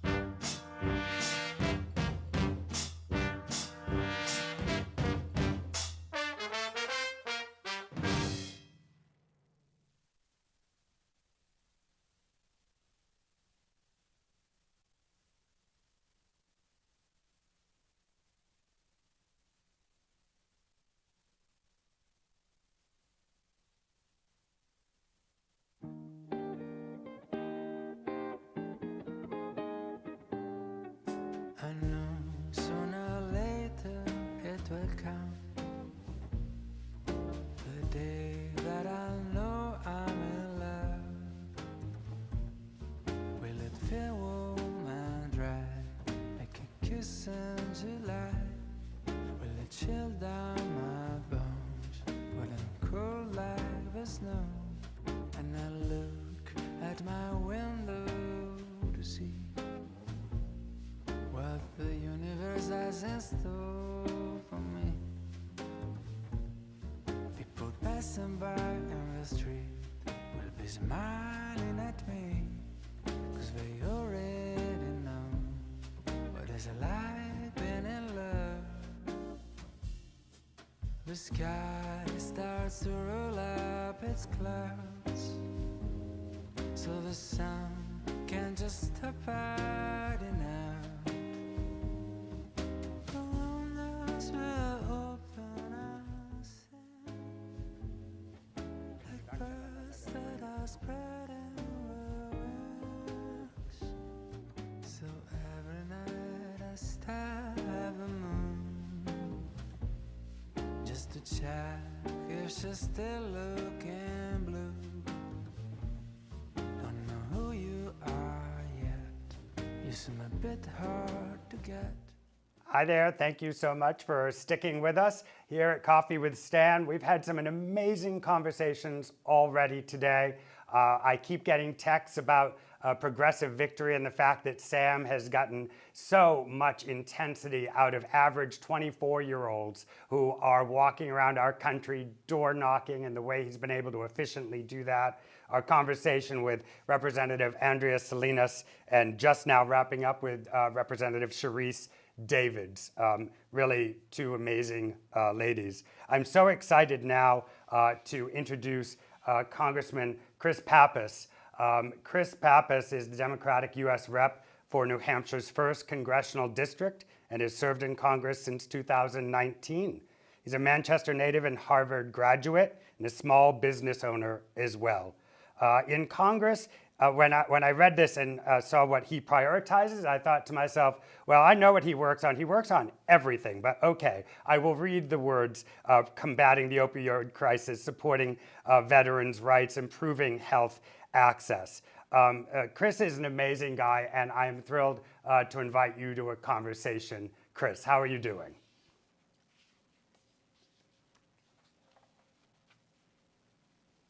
Talking to. I miss seeing them, and I hope when I'm back in DC in a couple of weeks that we're going to be celebrating some great victories and be back in the majority where we can make a big difference for the American people. I believe we will be in the majority in the House, and your colleagues have given us so many interesting pieces of information on how they're really working in their districts in ways to create change that literally you can touch it. Here's the change, I can touch the change. And that has made our conversations so far today, and we'll also be talking with other of your colleagues, in particular Representative Pat Ryan and congressional candidate Laura Gillen today. I have a very, very important question to start with, and that is that I understand that your grandfather invented the chicken tender. And I would just like to know if there's a difference between the chicken tender and a chicken nugget. There's a big difference. And actually, the New York Times did a big piece on this 2 or 3 weeks ago. And so you can go consult that. It'll give you a little bit about the anatomy of a chicken and where the term chicken tender originated from. But I've got a family restaurant business here in Manchester, New Hampshire. I'm a 4th generation owner of the business, and our number one seller is our fried chicken tenders, believe it or not, and people know them all across the state. So it's sort of a local lore here that we helped pioneer fried chicken tenders decades and decades ago. But certainly, it's an interesting story to have and a neat way to connect with people out there too. As I'm campaigning, people have good memories from coming to our business. Yep. They understand me as a community leader, not just necessarily a politician, which helps you build a relationship that you need, especially come election time. Well, you certainly made a lot of the parents in my life very happy because their kids are definitely eating their chicken tenders. But jumping in, because you do so much work, and it's I thought to myself, to try to have a 22 to 23 minute conversation with you will be so hard because you are working on so many topics. And one of those topics that you're working on, and I know working really hard on, is veteran support. So, I have veterans in my family, and most of my friends and colleagues have veterans in their family. We have seen from how our family members are treated, whether it's access to the VA, and then very specifically access to health care that may affect mental health issues. These are really big topics. I know you've done a lot of work on these topics, bringing a lot of resources to New Hampshire. As I saw the number, over 29, almost $30 million in state opioid response grants that you helped to bring in. Can you talk a little bit about how those funds are impacting members in your community who really need that help?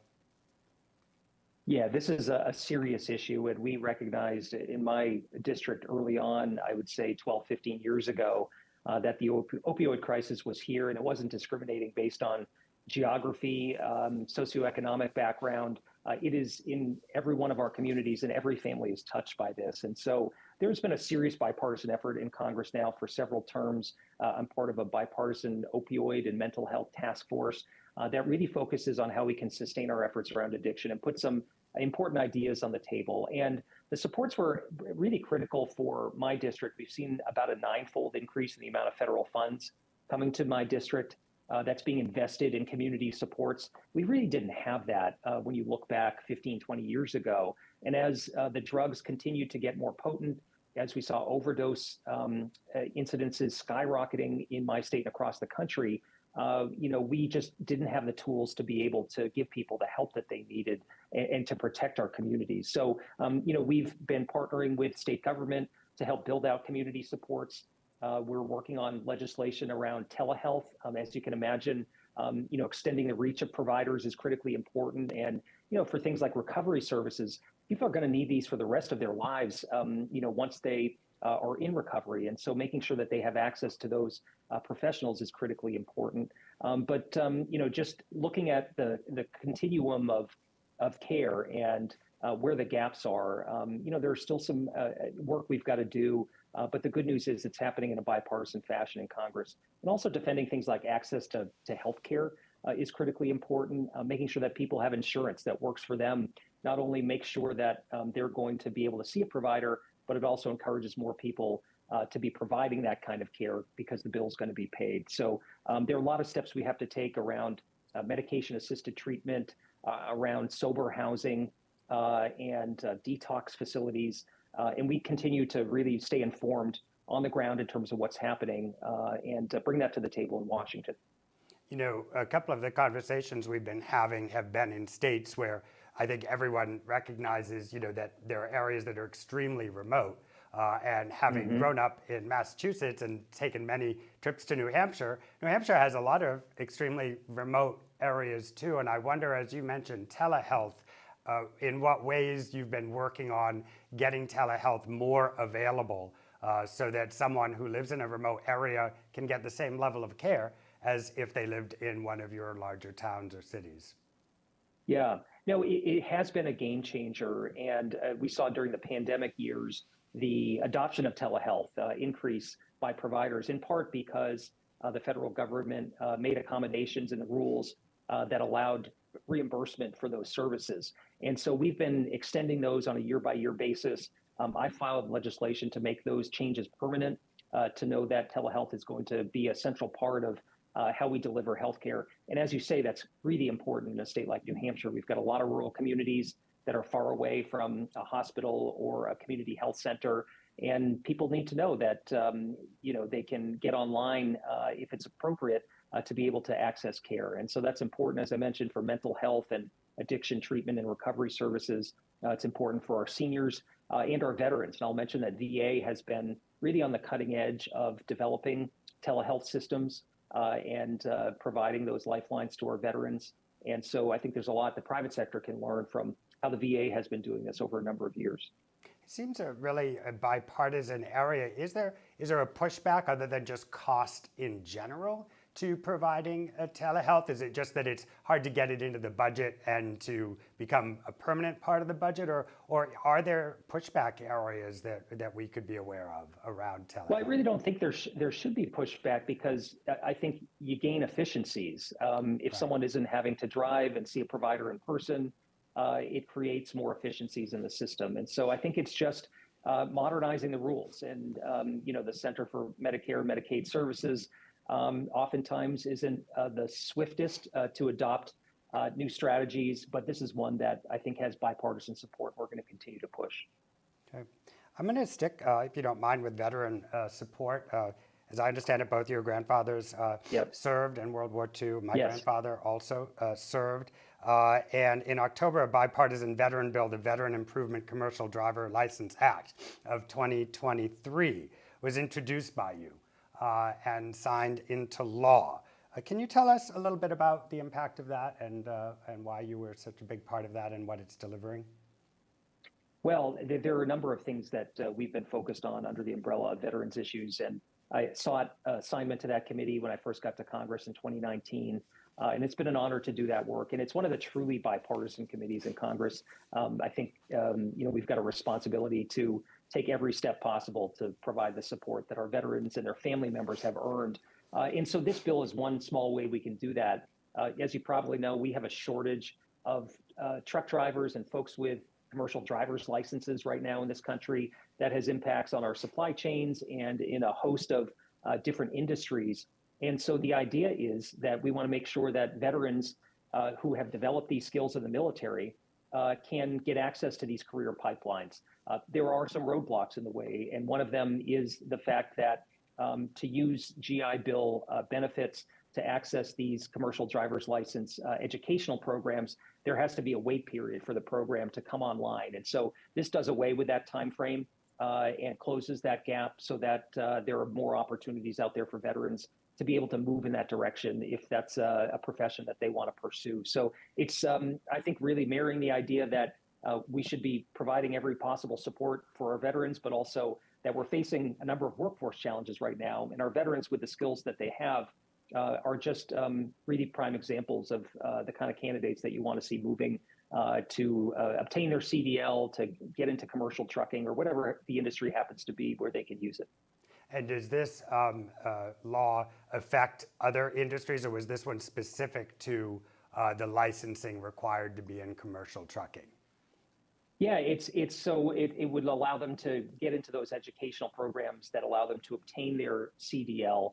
And that could be used in a number of different ways, right? You could be a bus driver, you could be, a union truck driver working for a company hauling freight across the country. You could be working for a local small business. So there are a lot of ways that this is helping to meet the moment. And, I hear this from my small business community. The beer distributor in my hometown, the Coca-Cola bottling plant. They are all hungry for folks that have these commercial driver's licenses. And so any step we can take to expand these programs is a positive one. And, we're able to do it to also help veterans in the process. It's a win-win. In my previous conversations with you and in looking at some of your latest interviews, you are focused heavily on the small business world. And I think that small business owners, I know your family is a small business owner. I'm from a small business ownership family. And I think many of our friends have connections to small business, even if it's just, the barber down the street who has his business. And business is hard to keep going year after year with changes in legislation. I know that you've had a number of initiatives around how to make small business more successful locally in your district in New Hampshire. Would you give us an example of one of the areas where you've driven into a piece of success for your small business owners there? Sure.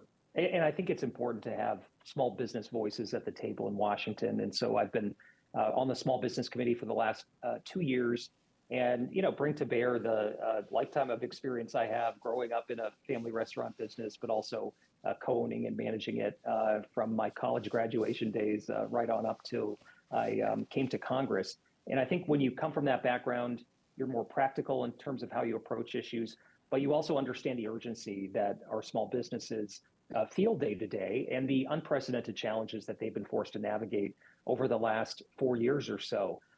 During the pandemic, there was no playbook for how you handle a global pandemic for most of our small business owners, and SBA and other agencies had to stand up new programs to provide them the support that they needed.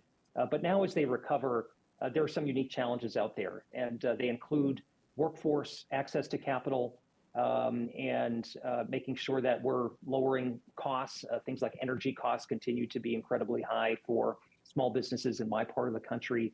And so I think we just have to be sensible about how we work to meet their needs.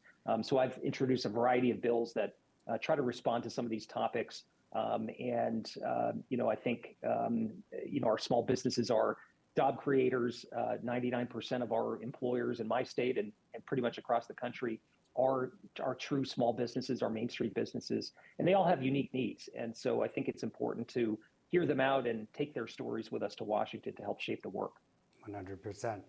You're, as you know, as I know, you're the first openly gay man to represent New Hampshire in Congress.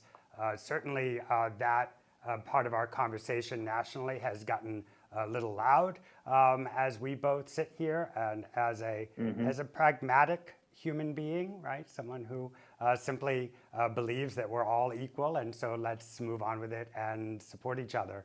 I know that you've actually taken some pretty strong bipartisan stands in Congress to be sure that LGBTQ plus rights are maintained and not taken away.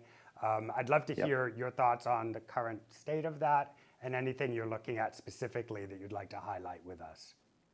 Well, it is an important moment. We see increasing political attacks on the LGBTQ community across the country, in state legislators, in local governing boards, in Congress.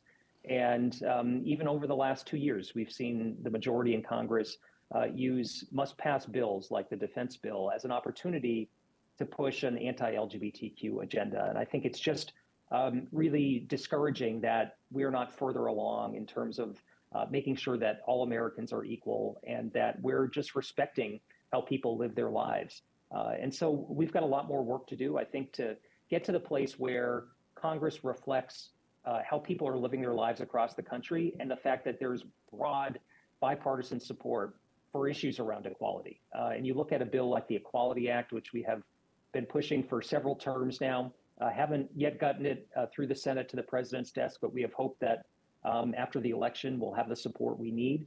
And this would just add LGBTQ plus to our nation's civil rights statutes in terms of preventing discrimination. And there's nothing more American than a concept of treating everyone equally before the law. And I think that's what everyone deserves. So I think it's important to make sure that our community is reflected and represented in the halls of Congress. Next year, we will likely have our first transgender member of Congress. We will likely have more LGBTQ members than at any point in our nation's history. And I think that representation is critically important to make sure that we're helping to educate our colleagues about the community and about making sure that, we're receiving the same sort of protections under the law that every other American receives. 100%. One of the things that struck me in our conversations today have been these moments where our member of Congress will say, I'm working with this person who I don't agree with at all on almost anything, but we're working together on this. And those stories, I think, mean so much. Can you give us an example of one of the things that you're working on where you're working with and across the aisle to get something done that has nothing to do with politics, nothing to do with how we're different, Sure. only to do with how we're the same? You're right. And it's so important to highlight that because too often we see the conflict. We see the people who are on the extremes, who are there for clicks and for notoriety, but aren't there to actually legislate. And so that can be incredibly frustrating because there actually is substantive bipartisan work happening. A number of the bills that I mentioned were done through partnership with members across the aisle. I think of the subcommittee I sit on the Veterans Affairs Committee. It's the Disability Assistance Subcommittee. And so I'm the ranking member. There's a Republican chair. His name's Morgan Luttrell. He's from Texas, quite conservative in most of his views. But we work hand in glove with respect to issues that come before our committee. We passed a law to give veterans a cost of living adjustment who are on disability benefits. So those are the kinds of common sense things that can happen when you try to push the noise to the side and focus on solutions instead. And so I do think there are a lot of areas that are ripe for that kind of collaboration, whether it's addiction and mental health, veterans, small business. Those are areas that we absolutely should continue to find partners and work together. And just think of some of the big pieces of bipartisan legislation just a couple years ago that we were able to get through, from the PACT Act, which is helping veterans exposed to toxic substances, to the infrastructure law, to the CHIPS and Science Act. These are signature bills that brought Republicans and Democrats together. So we can continue to do that work. We just need to help build the conditions to ensure that more of it can get done successfully, and also the relationships that really underpin any successful effort to work across the aisle. Well, and it's those relationships then that will allow you to breach those divides when it comes time to talk about something that you do disagree with. Well, Congressman Pappas, you are someone who I look up to a lot. I respect the work that you are doing and very much appreciate that you took the time. I hope that everyone who's with us right now will click through, because politics, unfortunately, in our world does take some resources.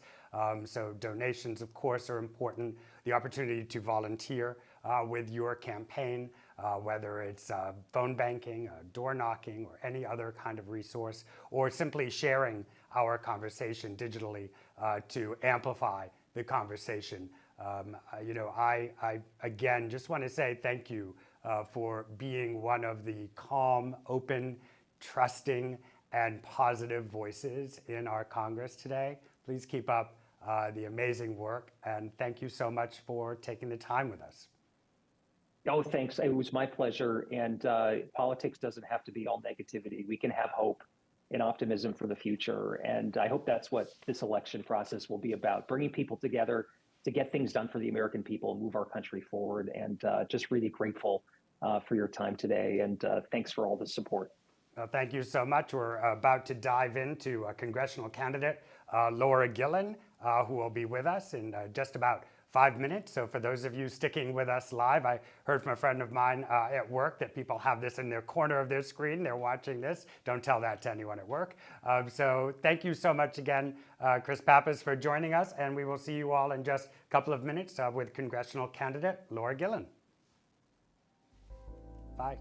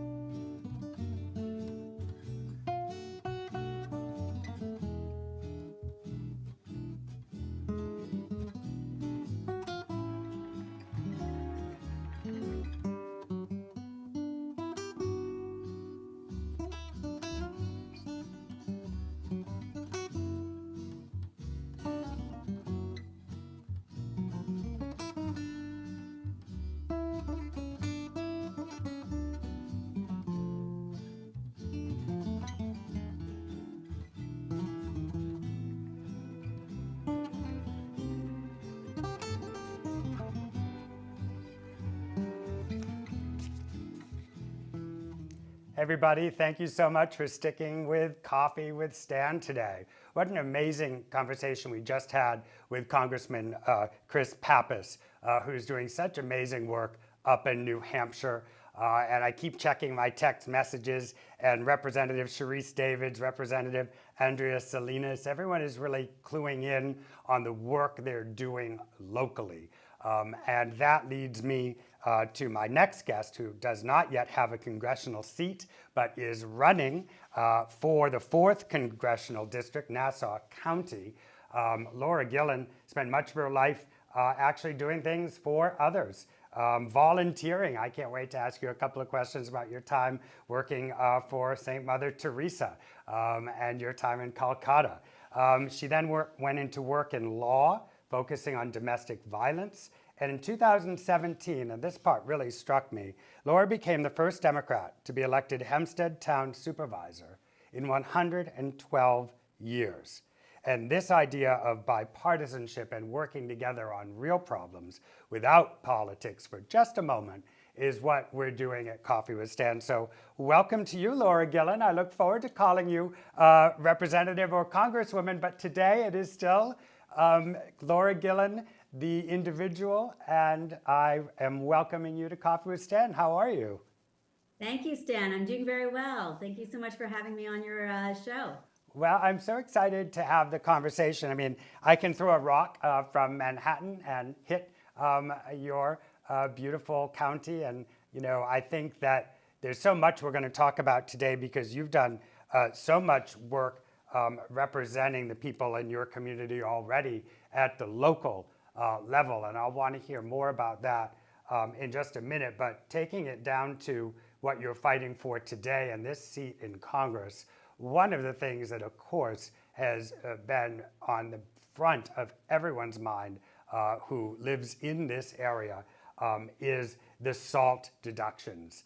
And the fact that this changed in a real bread and butter way for so many of our families, the ability to raise a family and to have these deductions that just make good common sense. So can we start there? Can we start with what your thoughts are around this and your experience around how these deductions work and how you will represent us when elected towards that end? Sure. Well, thank you for the question. So look, in New York and in this district, we pay among the highest property taxes in the country. And that state and local tax deduction really made a big impact on a lot of the families here. Bottom line, there's this myth out there that only benefits really rich people, and it's not a benefit to the middle and the working class. But that's simply not true here, where we pay such high property taxes. So we need to get that. We need to get that deduction back. Donald Trump has now said that he's going to give it back. Well, he's the one who took it away in the first place. And the Republican chairman of the House Ways and Means Committee said there's no way they're going to give it back if the Republicans control the House. So we need to make sure, this will be priority day one for me, to make sure we get that full deduction back for people living here, because it really impacts our bottom line. When I was town supervisor, I got elected with bipartisan support. You don't become the first Democrat in 112 years without getting folks from the other side to support you. And so for me, it was really important to address issues that were impacting my constituents' bottom line. I was the only supervisor in recent memory who consistently lowered taxes on my watch. Now the township is back in the hands of the Republicans, and they just raised taxes over 12%. So I will bring that same fiscally responsible attitude towards Congress and make sure we get that SALT deduction back for families here.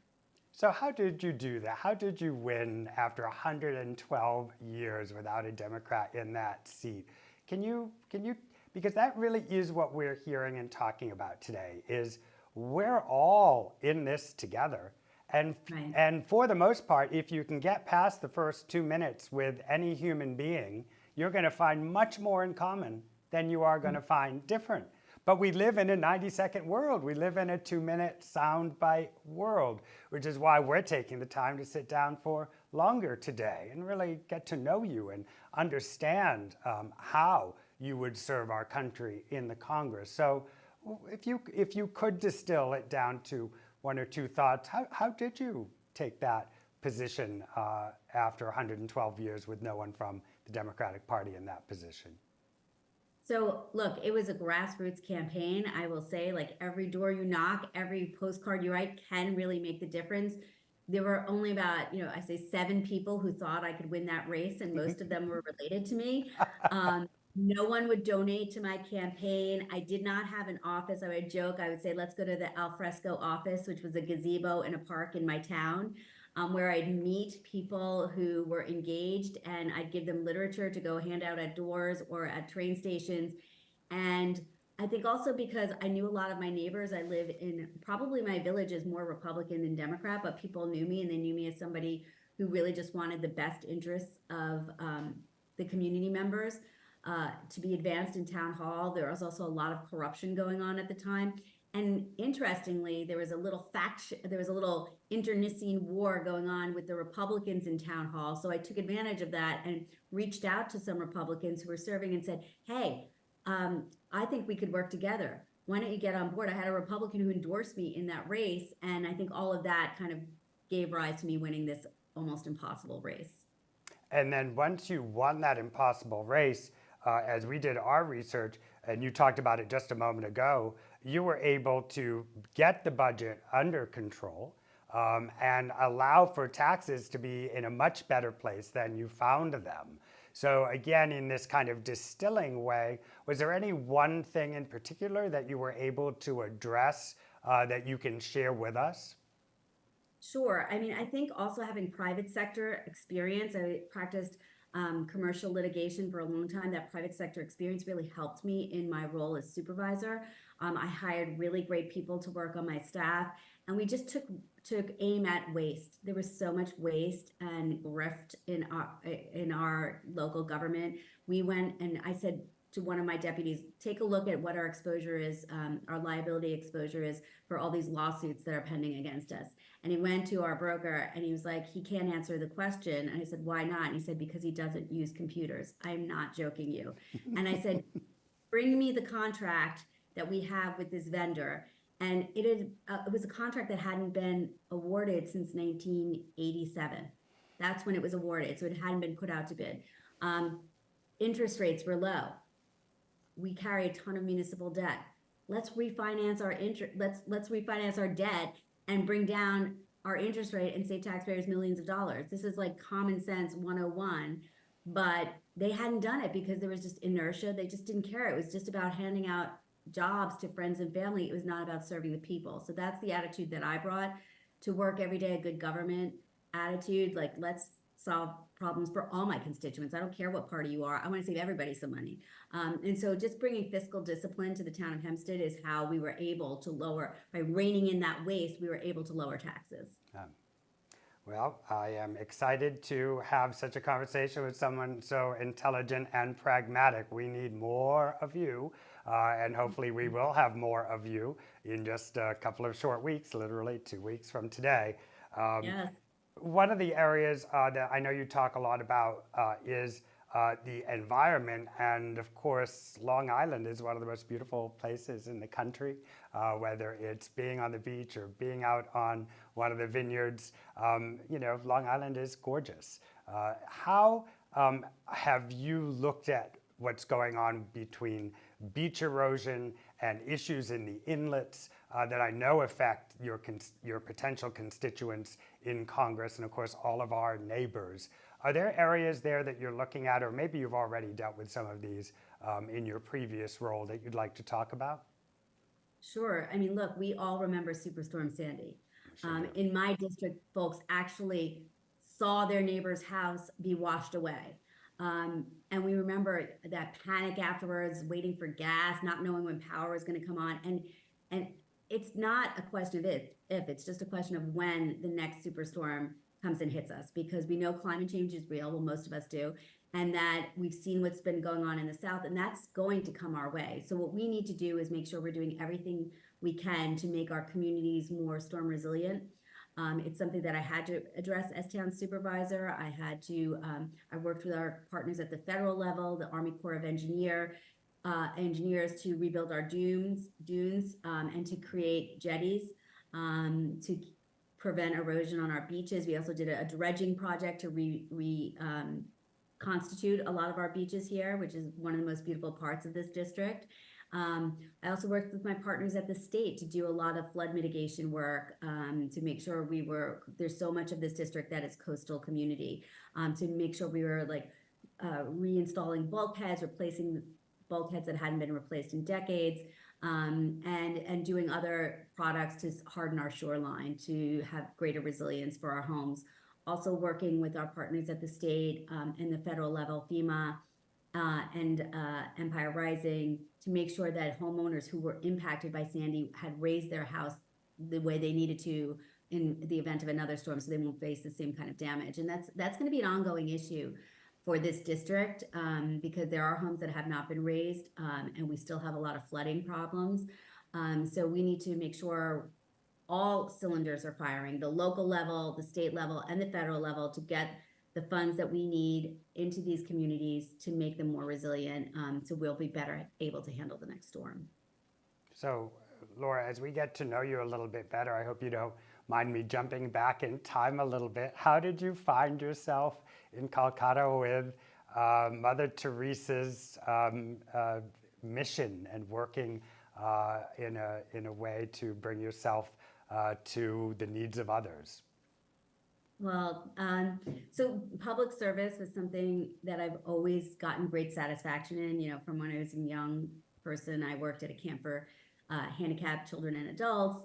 When I graduated from college, I always feel like it's incumbent upon me to give back.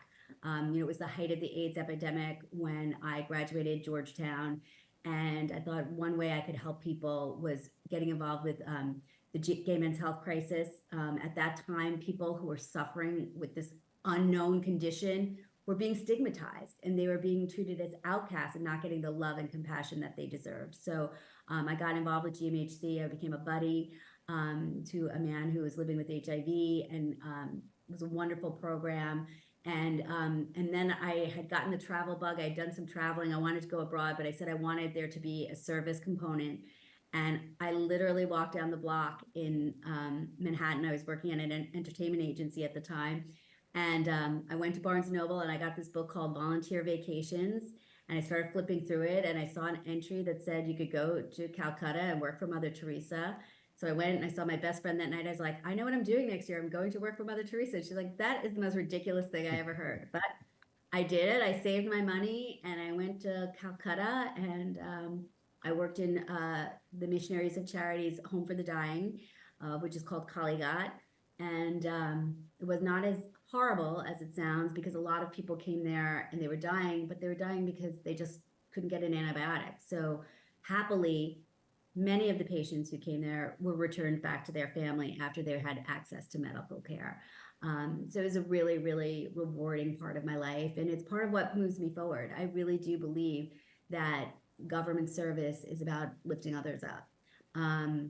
I really enjoyed being town supervisor because I saw all these great programs that were being atrophied or just not utilized to help residents. We could give out housing vouchers. The prior administration sat on 400 housing vouchers.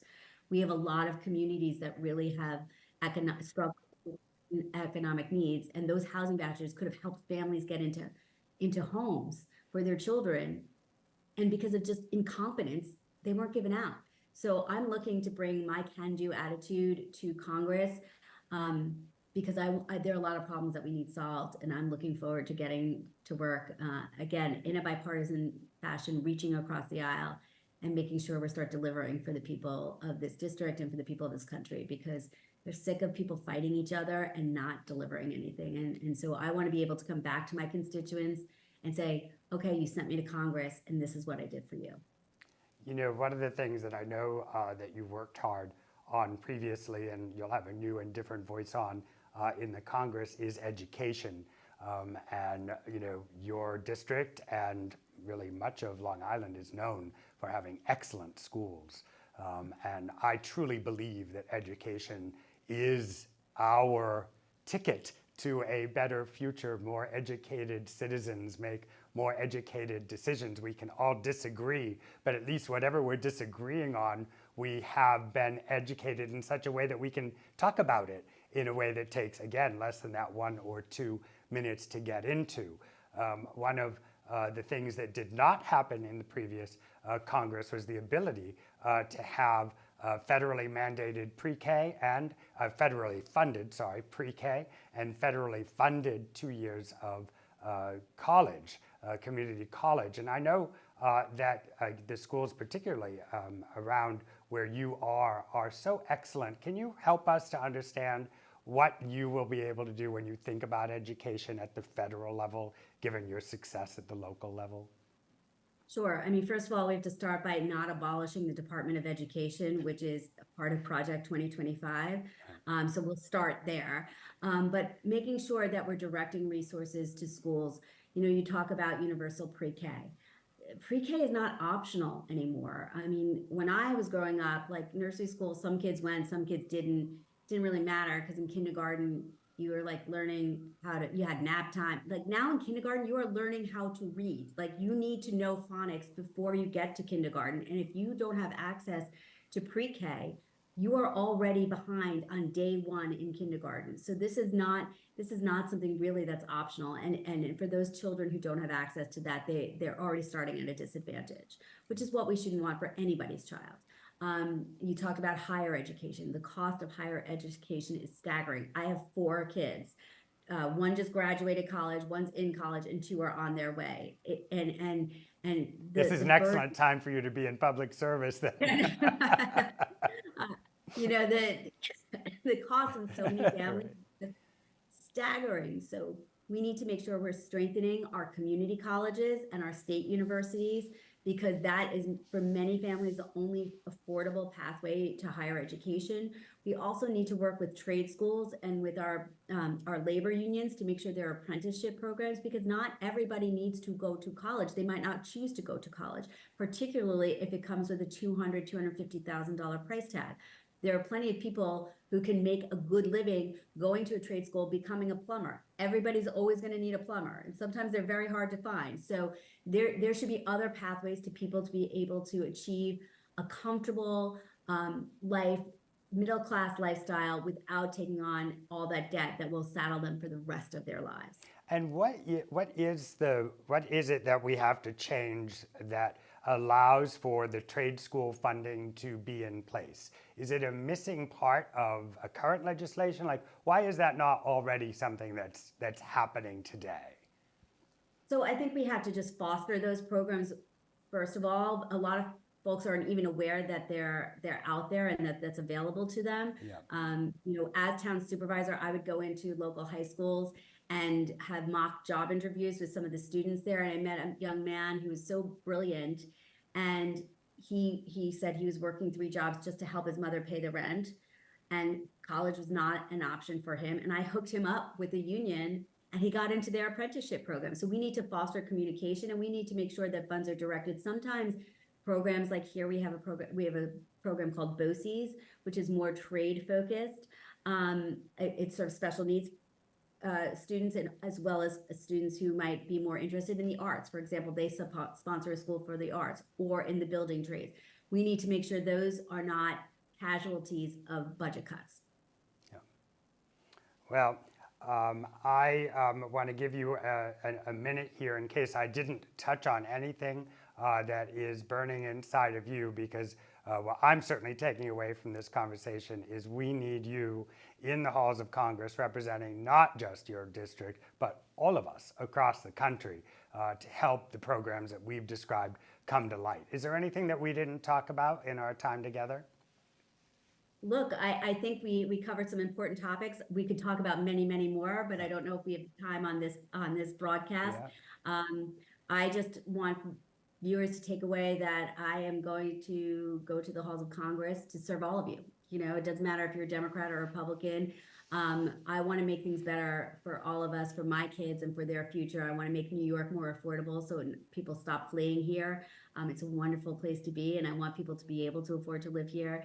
And if you like what I've had to say, we are very close to Manhattan. There are 14 days left. You can knock on doors, you can make phone calls, and you can help by contributing if those other options are not your cup of tea. So thank you, and thank you for having me on, Stan. Thank you so much. We will be better if you and when you are elected, so we will look forward to that.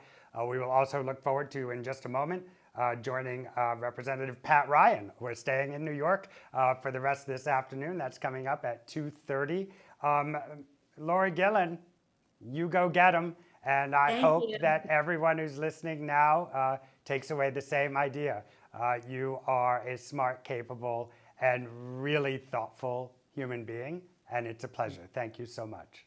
Thank you, Stan. Bye-bye. Thank you. Talk to you later.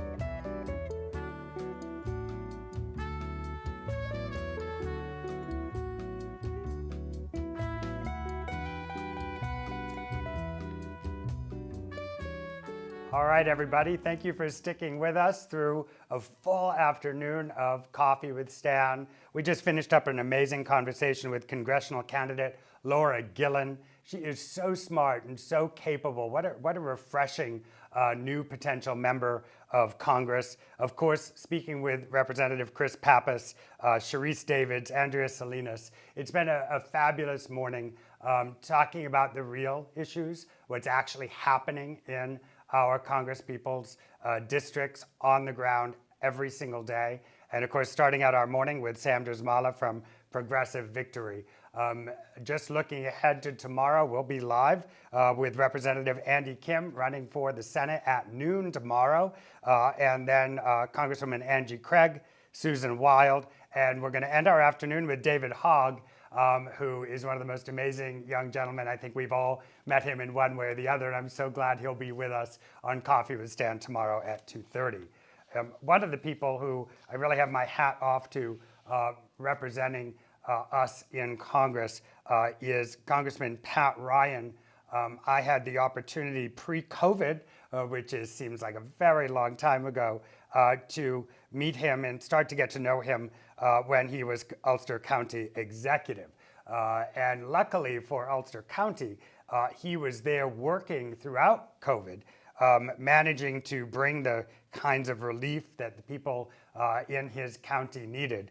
And then now sitting in the halls of Congress and fighting for so many of the things that are important to all of us. So Congressman Pat Ryan, thank you so much and welcome to Coffee with Stan. Hey, Stan. Thank you for having me.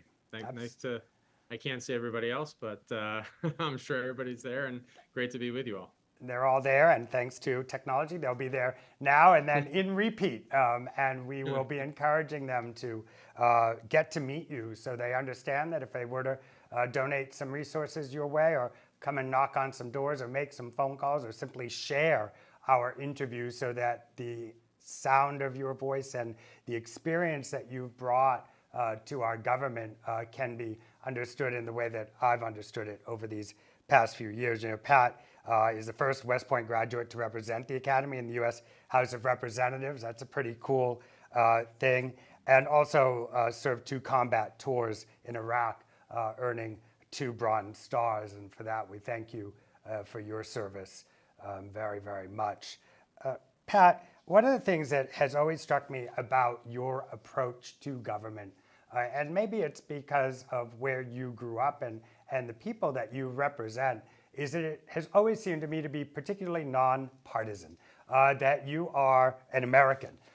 And I feel that the topics that I'd love to go to and talk about today with you are really about that. And I'd love to start with small business because you are a small business owner, you were, and my family has been, I am currently.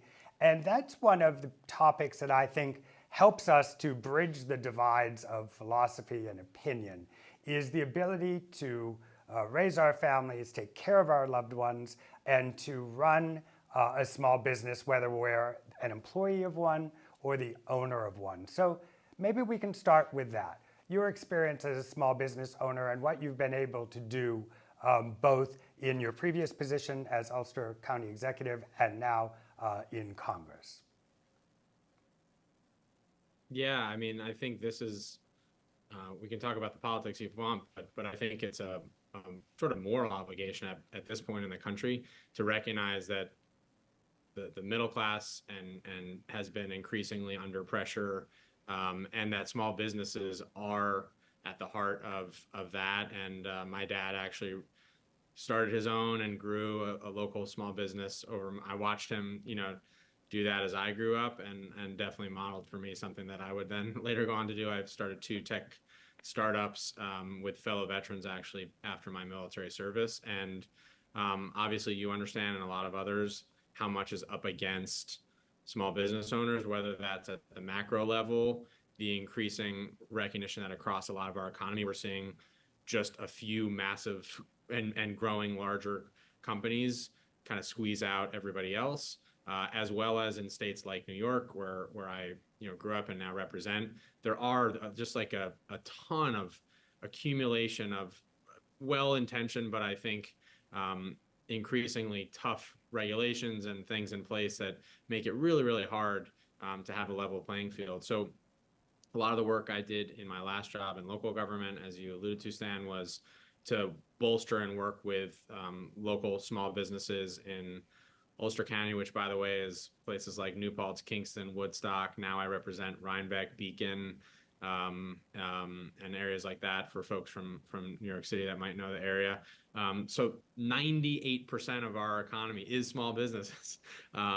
So I've been working on a bunch of legislation to that effect. I'm excited by Vice President Harris's proposals around tax credits, specifically for small business owners. And I think there's a lot more work to do there as well. And politically, this is a place where I think there's a huge opportunity for Democrats. I try to be nonpartisan, but I'm a proud Democrat. And I think it's an opportunity for us to lean in while the Trump Republican Party anyway has embraced kind of the ultra wealthy. I think there's an opportunity and a need for us to support everybody else, small business owners in particular. Well, the towns that you represent, are some of the most beautiful towns in our country, right? These are towns with mom and pops and small businesses, and you walk down Main Street and everyone there is a part of the community.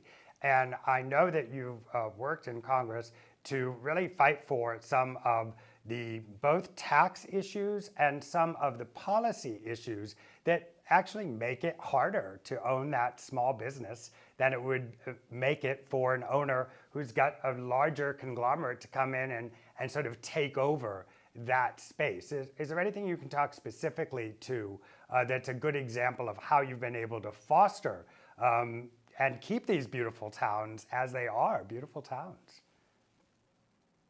Yeah, I mean, there's a big macro tax policy discussion, obviously, happening now. One of the most pressing, I think, especially for small business owners and those with S corps in particular, is the SALT tax deduction, the state and local tax deduction, which is really double taxation for folks that, especially those that generate income and have pass-throughs individually, where we're punishing about 70% of my constituents by double taxing them at the federal level. So I'm part of a bipartisan group called the SALT Caucus. Yes, that's a real thing. You might have heard about this from, I know Laura was on and others, but that's something where there's a real bipartisan path to eliminating this cap, which would save tens of thousands of dollars for many folks, and certainly hundreds or thousands of dollars for many other individuals and families. So that's one specific piece we're working on.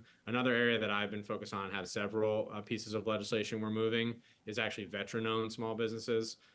This is something very personal to me, where I really started my business to help veterans coming home from deployment, like get home, reconnect, be able to provide for their family, have purpose, and of course have income and so on. But there are multiple bills that I'm working on to actually expand the eligibility of GI Bill benefits, which are traditionally reserved for education, to potentially be used to help start or grow a small business if you're a veteran, as well as to expand the uses of that those funds can be used not only for traditional four-year college, but also for other like apprenticeship and technical trade schools and skills-based learning that might not ultimately result in a degree, so that we can give people more marketable skills. And I think applying that same approach beyond just veterans is an exciting opportunity too. Do you mind, Pat, taking us behind the veil a little bit of the SALT Caucus work? So can you help us? So I would ask this question. What's the argument against, right? What are you trying to convince people of? Because maybe if you help us to understand what is the opposition's opinion here, if there even is one, or maybe it's just a political position, maybe there's nothing there, but what is it? What are the things that they're advocating for against the SALT Caucus work that you're doing? It's interesting. This doesn't fall on normal sort of red and blue Republican and Democratic lines. It's more actually about the state that you're from. Essentially, the argument against lifting this cap is essentially that in the eyes of those that oppose it, it's sort of rewarding bad behavior. What basically the way this plays out is if you're a state like New York, we have higher state and local taxes, mostly for education and school taxes, but for other things too, infrastructure or whatever the case may be.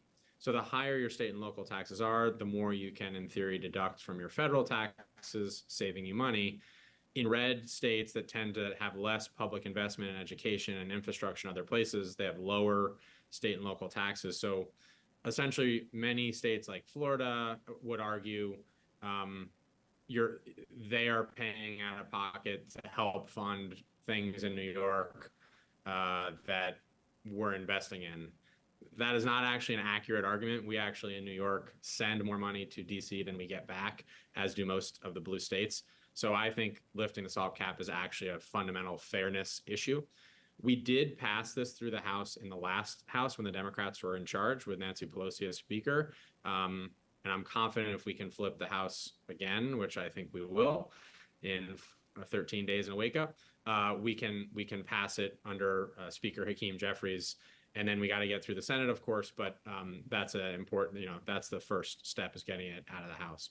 Well, thank you for being a part of that SALT caucus. It is a slightly funny name, but it's not a funny thing. And one of the things we've talked about today as a local issue is people then leaving states that where this just becomes, double taxation that is not helping anyone to grow their business, grow their families, take care of the people that they love. So I'd love to jump to the environment, if that's okay with you, because one of the things that strikes me about the area that you represent is how much the residents there who own the land are so involved in local, state, and federal programs that oversee water, oversee how the land is being utilized, whether it's raising animals or farming for vegetables and fruits. So can you talk a little bit about some of the work you've done? I know you've done a lot, but is there anything you'd like to talk about specifically around this topic of how to keep those farms sustainable in a world where we're dealing with extraordinary environmental change?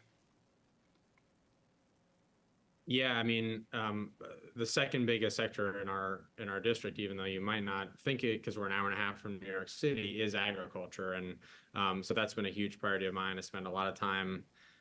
Some of the best onions are grown in the black dirt of Orange County, and actually we're the #2 apple producer in the country behind Washington State in the Hudson Valley. So lots of reasons to be focused here. I want to especially focus on the climate piece of this because I have been very encouraged actually by talking to our local farmers who are generally very non-political and non-partisan and just very, as they have to be, like pragmatic and focused on, are we doing the thing or not? They understand better than anybody else how catastrophic the weather volatility and extremes have been. I spent time, last year was a brutal year for apple farmers where over 60% of our farms lost more than half their apple crop because of one wild swing over a 36-hour period where it was very hot and then dipped below freezing and just killed their crop and put several operations literally out of business, which is just heartbreaking. And so farmers understand what's happening with climate. I've really leaned in aggressively on climate action legislation when I was at the county level, and definitely now in Congress. We've especially focused on Hudson River protection, which is critical for drinking water supply and also just overall environmental protection.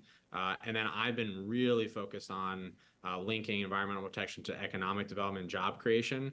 We're bringing in cutting edge clean energy, battery storage, and other green companies to a major former IBM manufacturing site that was shuttered in the 90s. It was just devastating to our economy. And now we're bringing it back to life with green jobs, with our career and technical education center that'll train over 1,200 kids a year. And all of that, and I'll stop, sorry, I get excited. All of that was enabled by this Inflation Reduction Act that gave tax credits and incentives to businesses and organizations investing in green jobs. So that is bringing us from a place where, like, my 2- and 5-year-old boys, not having a job opportunity in our area when I look ahead to the future to now having really good paying job opportunities in our district. And like, to me, that's what it's all about at the end of the day is that kind of thing. No, listen, I'm thrilled that you're so excited. We were talking to your colleague Sharice Davids, and she was talking about a brand new electrical battery plant in Kansas, right? Creating 4,000 jobs, and all of the jobs down the pike, up the pike. You even add the idea of training programs that will happen at the facility. Yeah, listen, as you said, whether you're a Democrat or a Republican, I know I'm a Democrat, I know you're a Democrat, but I'm a person first, always. And these questions are so bipartisan. We all want to have this kind of infrastructure, private-public partnerships, jobs, and training. So I love the excitement around that. And I'd love to jump to the military for a second. We live in a world that is a little bit scary sometimes, especially if you watch a lot of news. There's a lot going on, and there's a lot of flashpoints and danger in the world. And your time at West Point, you talk a lot about how that was a kind of a forging place for you in terms of values and in terms of a commitment to public service. As you think about how that has impacted your run to keep your seat in Congress and your interaction in Congress, can you talk to us a little bit about how the military is being treated, how the military is feeling today at a time where I know we all have to take our hat off and say thank you to those in service and keeping us as safe as they can? Yeah, it's definitely was a formative experience for me, both my time at West Point and my time serving overseas. And a big part of the reason I sought the honor of serving in Congress is because of basically, I think we need more people who've actually been at the receiving end of foreign policy. In my case, some pretty poor foreign policy in invading Iraq and then making a lot of mistakes there at the strategic level and the national level. We need more people that have seen that to be at the table so that we can, God willing, prevent future war and future violence and my boys having to serve, God forbid, in a violent conflict somewhere or anybody else's. And I am very concerned about the state of danger, risk, and escalating tensions on multiple continents. And I think this election, frankly, both at the presidential level and in the Congress, but especially at the presidential level, is existential when it comes to having someone who is fit to be commander-in-chief or not. And I actually had this incredible honor and opportunity to speak at the DNC. Where you did a great job, by the way. You did an amazing job, by the way. And, thank you. And I talked about, in the 2 minutes that I talked about Kamala Harris's fitness to be commander-in-chief. I actually talked about the honor code I learned as a cadet at West Point. A cadet will not lie, cheat, steal, or tolerate those who do, and how Trump is such a direct insult, frankly, to those values. So I've been very focused in my campaign and wherever I can nationally, being out there talking about, this is a guy who called our troops suckers and losers, insulted Medal of Honor recipients, politicized Arlington National Cemetery, and clearly just doesn't understand what selfless service and working for a cause greater than oneself means. And to me, that's really dangerous to our troops that are in harm's way right now, to have someone making decisions about their lives who just doesn't get it. And so I'm on the Armed Services Committee as well in the House, and that's something I take personally, like, really proud. We gave 16% raises to our junior enlisted soldiers in this last defense bill, because we literally had soldiers on food stamps, their families home on food stamps, while they were deployed overseas, while we're the richest country in the history of the world, and just that's not right. So it's been an honor to work on a lot of those issues, both national security policy, but also taking care of our troops and our veterans, post active service. Well, we're lucky to have you on those committees so that, to your point, those who have experience on what the front line is can bring that experience to the halls of Congress, where decisions are made that are literally life and death. decisions down the line. You know, I'd love to end our conversation with something on the super local topic, which is this idea of your CARES van. So constituent advocacy resources empowerment services van. Much easier to say CARES. I think this is so brilliant, Pat, right? The idea of taking government and meeting people where they are. And we talk a lot about it, and here we are on a podcast that some people are on live now, some will be watching tonight, listening in their car on the way home, watching tomorrow morning. We're trying to deliver, you know, some conversation to people, and it seems to me you took it a step further and created a van, a literal van, that goes from town to town to town. And as I read about it, and you'll tell us more, but to me it was like, hey, here we are, sort of like what the bookmobile used to be, right? Or the ice cream delivery truck, right? Here's the government, you know, here I am.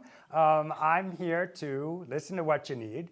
I read many stories of the kinds of assistance that you've given your constituents with getting through red tape and confusing government programs. So can you tell us a little bit, what inspired you to have the bookmobile of government called the CARES van? How'd you do it? Tell us. It's could be seen as cheesy, but I think it's actually essential and really important. And I have 82 different towns that I represent across 3 counties from the Connecticut border to the Pennsylvania border. So just physically showing up and doing it multiple times, we've stopped at all 82 multiple times now over the last 2 years.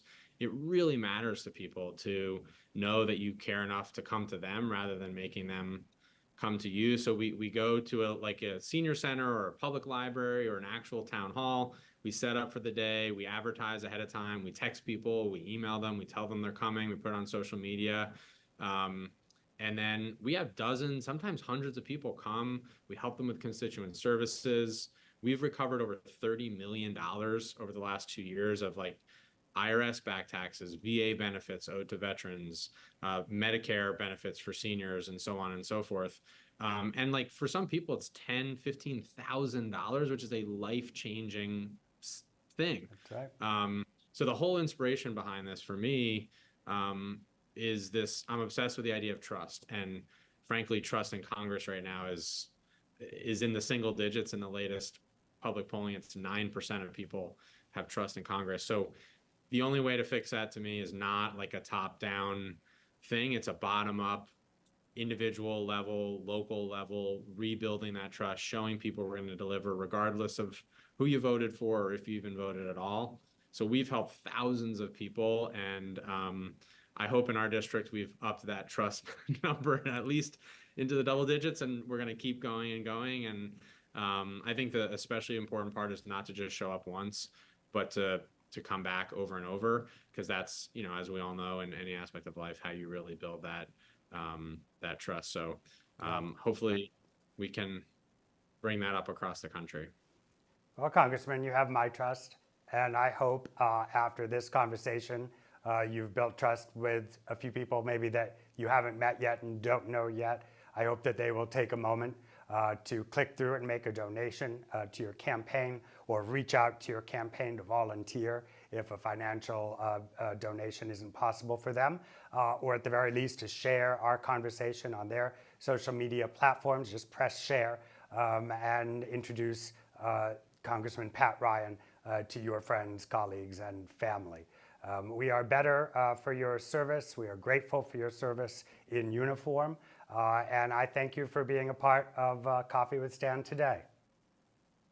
Thank you, Stan. And keep the faith down the home stretch here, everybody. I'm feeling very optimistic. So appreciate you having me and appreciate all the support. Thank you so much. We're going to keep the faith, and we're going to keep the clock on time. Thanking you for your time.